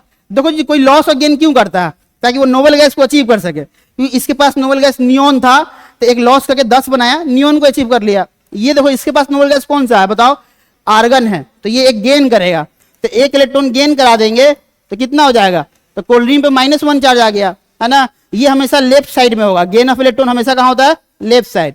बताओ इलेक्ट्रॉन कितना हो गया, 17 और 1 18, यानी कि देखो जी, अगर माइनस है तो इलेक्ट्रॉन जोड़ दो, उल्टा काम करता है, +1 कर दिए, देखो 18 आंसर आ गया, प्लस है तो लॉस करा दिए, आंसर आ गया। सिर्फ एक ही इंसान डिस्टर्ब होता है, बताओ दुनिया में कोई डिस्टर्ब नहीं होगा, एटॉमिक मास डिस्टर्ब नहीं होगा, एटॉमिक नंबर डिस्टर्ब नहीं होगा, न्यूट्रॉन डिस्टर्ब नहीं होगा, प्रोटॉन डिस्टर्ब नहीं होगा, सिर्फ कौन डिस्टर्ब होगा, इलेक्ट्रॉन। आ जाओ क्वेश्चन करके दिखते हैं अब, है ना। तो क्वेश्चन यहाँ पर लिखते हैं, तुम बता दो आंसर क्या होगा, 20 40। ये एग्जाम में नहीं दिया होता है, लेकिन हम दे देते, तुम समझ नहीं हो जिसे दे देते हैं, +2 चार्ज। बताओ इलेक्ट्रॉन प्रोटॉन न्यूट्रॉन कितना होगा, तो विच चार्ज एलिमेंट है, हम इसके ए के बराबर कर दिए, इसको जेड के बराबर कर दिए। पहला formula Z equal to P equal to E equal to 20, electron 20 proton 20। पहले लिख लो, पहले इन जनरल बातें, फिर सॉल्व कर लेंगे, है ना। न्यूट्रॉन का फॉर्मूला क्या होता है, ए माइनस जेड, तो 40 - 20 20 आ गया। लेकिन ये है इलेक्ट्रोपॉजिटिव एलिमेंट, सिर्फ इलेक्ट्रॉन को हाईलाइट किए, बताया था ना, उल्टा काम करता है, +2 है तो -2 कर दो, आंसर आ गया 18। तो ये मैं एक और क्वेश्चन, नाइट्रोजन पे -3 चार्ज है, 7 ये 14 दिया हुआ है, बताओ इलेक्ट्रॉन प्रोटॉन न्यूट्रॉन कितना होगा, तो कैसे निकालेंगे बताओ। पहले जनरल सॉल्व करते हैं, इसको भी मत देखो, बाद में देखना। ए के बराबर जेड के बराबर 7 7 7, ये मेरा आंसर है। लेकिन -3 मतलब इलेक्ट्रॉन डिस्टर्ब हुआ, -3 तो उल्टा काम, +3, तो आंसर कितना हो जाएगा 10। ये था कहानी, है ना। तो ये ध्यान रखना है, एग्जाम में क्वेश्चन टफ क्यों जाता है कि भैया ये नहीं दिया होगा, ये तुमको पहचानना है। कैल्शियम का एटॉमिक नंबर 20 होता है ना। एक क्वेश्चन लिख लेते हैं, बता दो आंसर क्या हो, यूरानियम 42 234। अब तुमको पता है कि यूरानियम का एटॉमिक नंबर कितना होता है ना, तो हमको याद है 92 होता है। निकालो जी, इलेक्ट्रॉन प्रोटॉन न्यूट्रॉन कितना आएगा, ये निकल जाए, तुम इसका बता देना। सिलीनियम एटॉमिक नंबर लिख लेंगे यहाँ पर 64, मास नंबर होता है 34, कर देना। और इस पे चार्ज है कितना, तो -2 चार्ज है, ओल्ड स्टाइल से को ऑक्सीजन फैमिली का है, ये ध्यान रखना। निकालो कितना आंसर आ रहा है, इलेक्ट्रॉन प्रोटॉन न्यूट्रॉन। तो ये मेरा पहला अध्याय समाप्त हो जाएगा, दूसरा में इंटर करेंगे अब बाहु प्रिंसिपल, है ना। चलो देखो जी कितना आ रहा है, जेड के बराबर ए के बराबर, पहला formula Z equal to P equal to E, तो जेड दिख रहा है 92, तो इलेक्ट्रॉन 92 प्रोटॉन 92, न्यूट्रॉन का फॉर्मूला ए माइनस जेड, कितना दिख रहा है 234 - 92, तो 8 जोड़ दो, इसमें कितना हो जाएगा 8 142, ये आ गया। लेकिन +2 चार्ज दिख रहा है, इलेक्ट्रॉन को हाईलाइट किए, -2 कर दिए, तो आंसर आ गया 90। तो ये मेरा आंसर आ गया, कहानी खत्म। चलो इस पे चलते हैं, पहला formula Z equal to P equal to E, जो कि 34 दिख रहा है, तब लिख लो 34 न्यूट्रॉन, ये में से ये गया 34 है ना, लेकिन इलेक्ट्रोनेगेटिव एलिमेंट है तो -2 कर देंगे है ना, सॉरी +2 कर देंगे, माइनस है तो प्लस कर देंगे, 36 आंसर चला आएगा। तो ये भी तुम्हारा समाप्त होता है। आगे चलते लिखेंगे अब बाहु प्रिंसिपल। तो पहला अध्याय समाप्त हुआ, इसमें दूसरा अध्याय।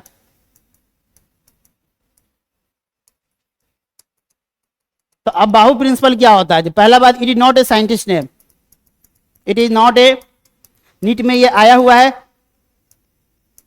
साइंटिस्ट नेम, ये कोई साइंटिस्ट का नाम नहीं है। पहला बात, ये एक जर्मन वर्ड होता है, जर्मन वर्ड जिसका मीनिंग होता है बिल्डिंग अप, जर्मन वर्ड जिसका मीनिंग होता है, क्या होता है जी? बिल्डिंग अप, बिल्डिंग अप, और इसका मीनिंग होता है increasing order of energy, increasing order of energy. तो ये याद रखना है, इसका मीनिंग क्या होता है जी? Increasing order of energy. अब बाहु प्रिंसिपल क्या था? इन्होंने एक कंसेप्ट दिया था, ये लिख के दिखाते हैं जी, है ना। बाकी हम याद करने का तरीका बताएंगे, टेंशन मत लो। ये था 1s 2s 2p 3s 3p 3d। सामने सामने लिखोगे तो सही जगह तीर लगेगा, अगर ये गैप सही से नहीं रखोगे तो सही जगह तीर नहीं लगेगा। बाकी तीर कहीं भी लग जाए हम तुमको याद करना सिखा देंगे, टेंशन मत लो, क्लास में ही सिखाएंगे। 6p 6d 6f, ये रहा अपना तीर।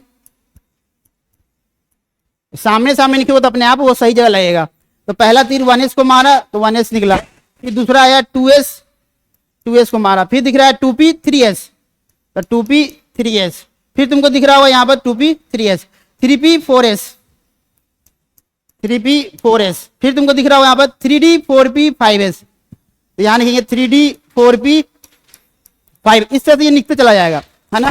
लेकिन इसको याद करने का हम तरीका बताएंगे, टेंशन मत लो, ये अपने आप में क्वेश्चन में चला आता है। इंक्रीजिंग ऑर्डर ऑफ एनर्जी का फॉर्मूला इन्होंने दिया था E equal to N plus L, जहां E मतलब एनर्जी, सबको पता है कि एनर्जी होता है, N का मतलब होता है सेल नंबर। तुमको इसमें कुछ नंबर दिख रहा होगा 1 2 3 4, सेल नंबर है, सेल नंबर, है ना। L क्या होता है? L होता है एजमुथल क्वांटम नंबर, एजमुथल क्वांटम नंबर ये होता है, जिसमें ये वैल्यू याद रखना है। एस एल क्या था अपना, एस पी, इसमें कुछ दिख रहा होगा, अल्फाबेट दिख रहा होगा, जो ब्लॉक केमिस्ट्री है, एस पी डी और एफ, ये है ना। तो बताओ एल का वैल्यू कितना होता है? 0 1 2 3, ये वैल्यू याद रखना। अब यहाँ तुमको प्रूफ करके दिखाते हैं कि एनर्जी, इसका अगर एनर्जी पूछ दिया कि बताओ 1s का एनर्जी कितना होता है, तो 1 + 0 1 आंसर आएगा, देखो 1 + 0 1 आंसर आएगा।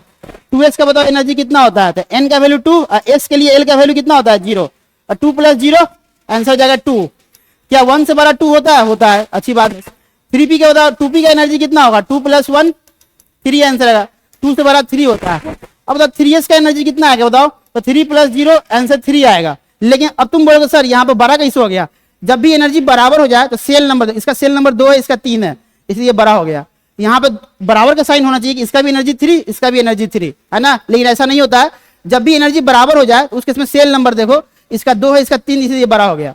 इस तरह से हम लोग चल रहे हैं। तो इसमें 3 तरह के क्वेश्चन एग्जाम में आते हैं, पूछेगा find energy of 4s orbital.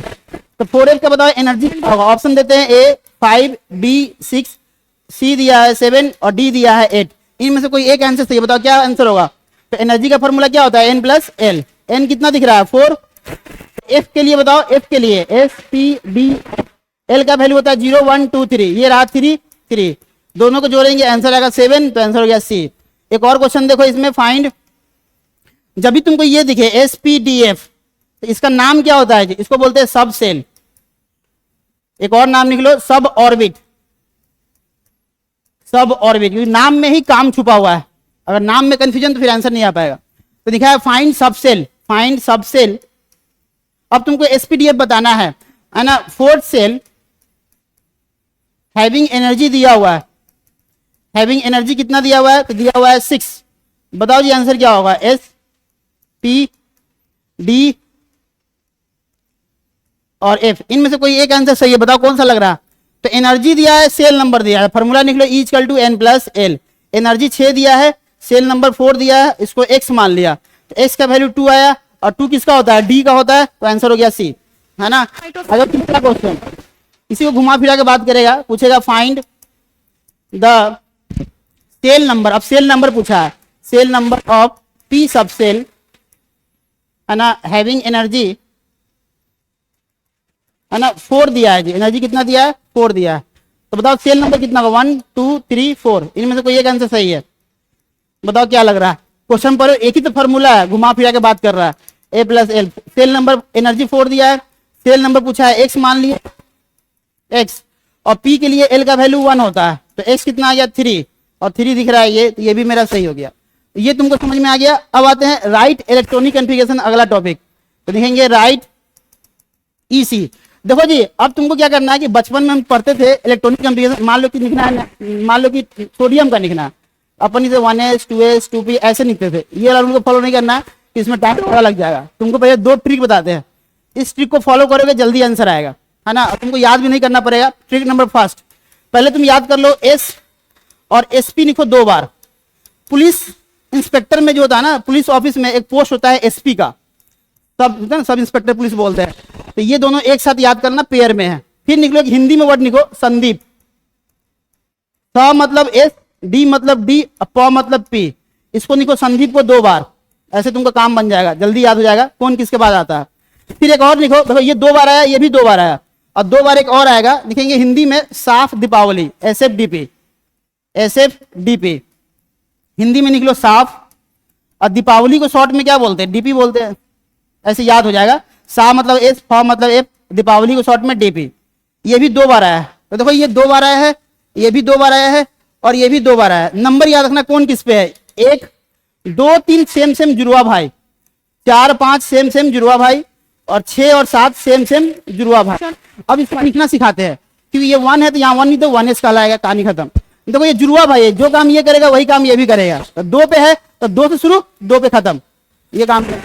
3 पे है तो 3 से शुरू 3 पे खत्म, ये काम कर लेंगे। देखो जी 4 और 5 भाई भाई है, तो देखो 4 से शुरू 4 पे खत्म, और 1 घटाएंगे तो 3 हो जाएगा ये, यानी कि 4s के बाद 3d फिर 4 पे, जो काम ये किया वही काम ये भी करेगा। 5 से शुरू 5 पे खत्म, 1 घटाएंगे 4, ये भी लिखा गया।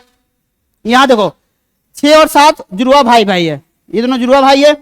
देखो 6 से शुरू 6 पे खत्म, पहले 2 घटाना है, 6 में से 2 गया तो 4, और 1 गया तो 5, वही काम यहां भी करना है। 7 से शुरू 7 पे खत्म, 2 घटाएंगे तो 5, और 1 घटाएंगे तो 6।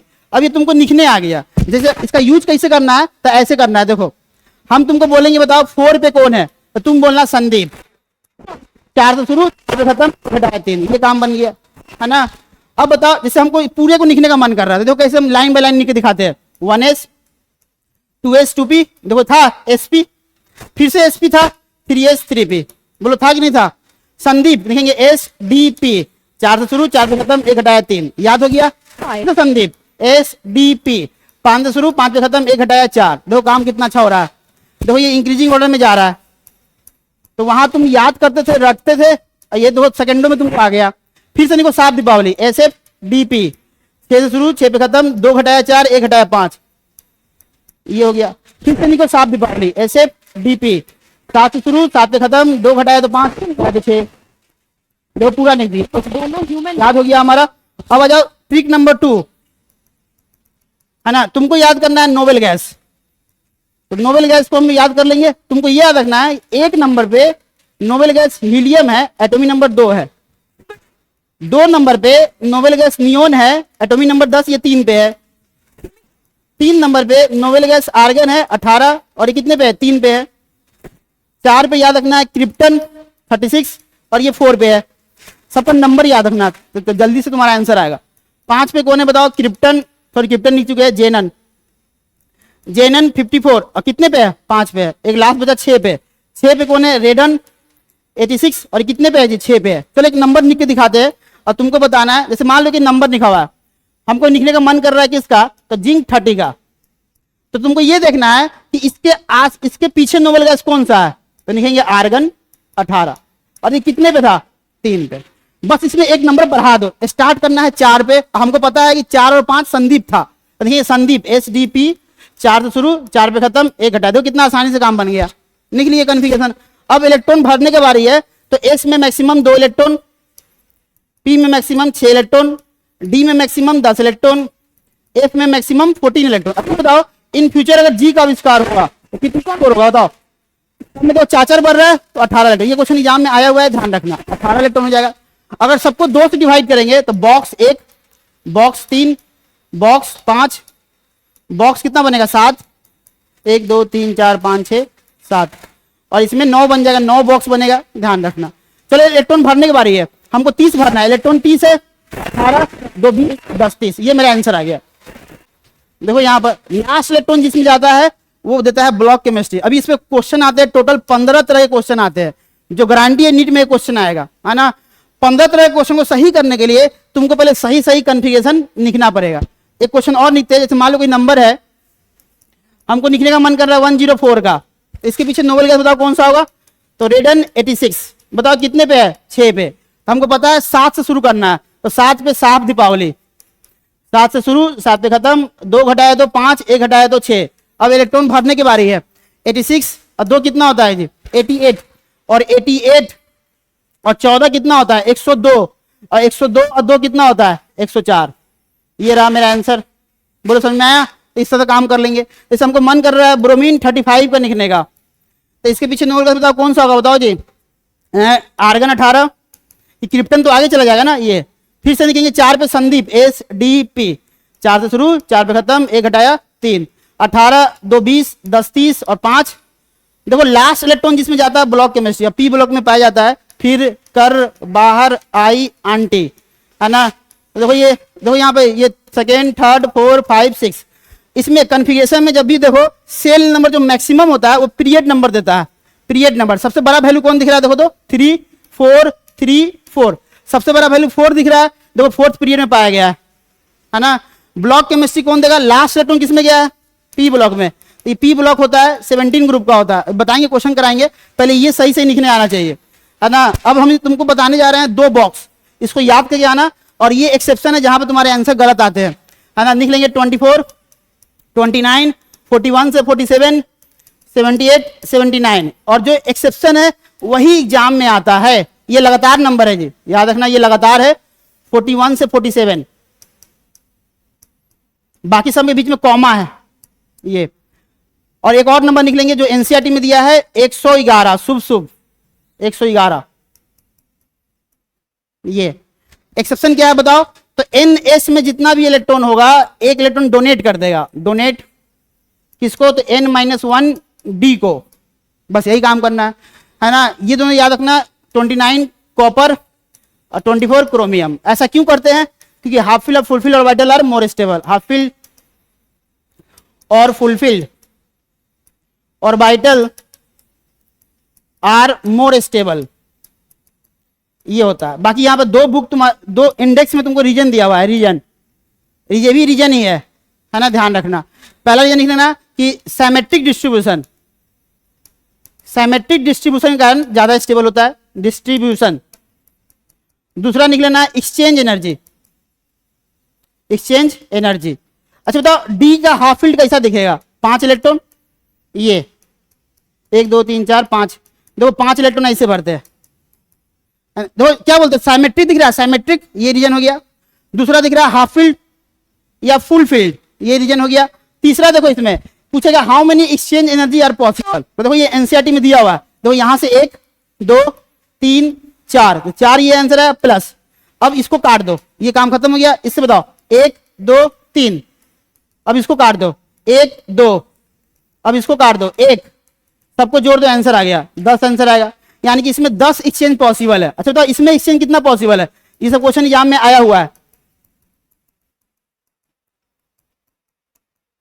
इसमें कितना पॉसिबल, देखो 10 ऊपर वाले से और 10 नीचे वाले से, तो 10 + 10 कितना हो गया 20, तो समझ में आया। तो एक्सचेंज एनर्जी का मतलब क्या होता है कि हाफ फील्ड में 10 बार बनेगा और फुल फील्ड में कितना बार बनेगा 20 बार, तो ज्यादा फुल फील्ड, ऐसा इसलिए करते हैं।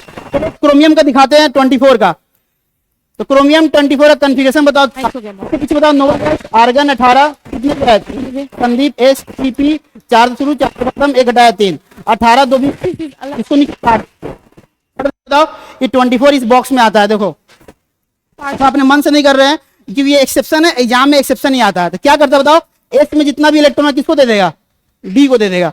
चलो दे के दिखाते हैं। तो एस में 2 इलेक्ट्रॉन बी को दे दिया, 1 दे दिया, तो कितना हुआ 4s1 3d5, और ये हाफ फिल हो गया। ये मेरा आंसर है।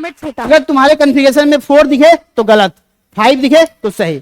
एक और देखो 29 कॉपर, इसके पीछे नोबेल गैस आर्गन 18, कितने पे, 3 पे, संदीप एस डी पी 4 से शुरू, 4 पे खत्म, 1 हटाया 3, 18 2 20, 9 29 काट देंगे, एक इसको दे देगा 4s1 3d10। अब ये सही हुआ। बाकी कल बताते हैं, आज के इतना ही रखते हैं, है ना।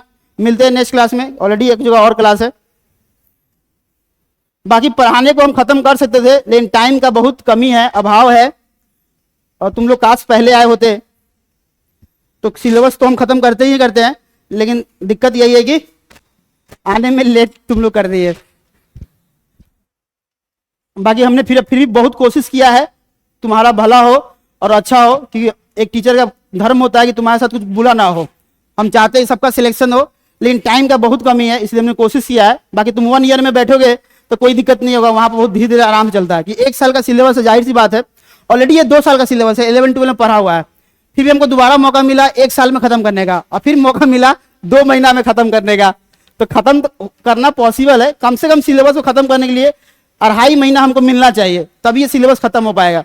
फिर भी देखो 1 महीना की क्लास में तुम्हारा ऑर्गेनिक खत्म हुआ है, 15 दिन मिलेगा तो फिजिकल हो जाएगा, 15 दिन और मिलेगा तो इनऑर्गेनिक हो जाएगा, है ना। तो फिर भी कोई दिक्कत नहीं है। आज के इतना ही रखते हैं, मिलते हैं नेक्स्ट क्लास में। सब कुछ याद पे ही टिका हुआ है, आपको याद तो करना पड़ेगा। सिलेक्शन होता है याद से। अगर आपको 100% सिलेबस याद है, पूरा चैप्टर याद है, तो 100% नंबर आएगा। सारा क्वेश्चन टफ नहीं होता है, ये ध्यान रखना। कुछ क्वेश्चन इजी भी होता है।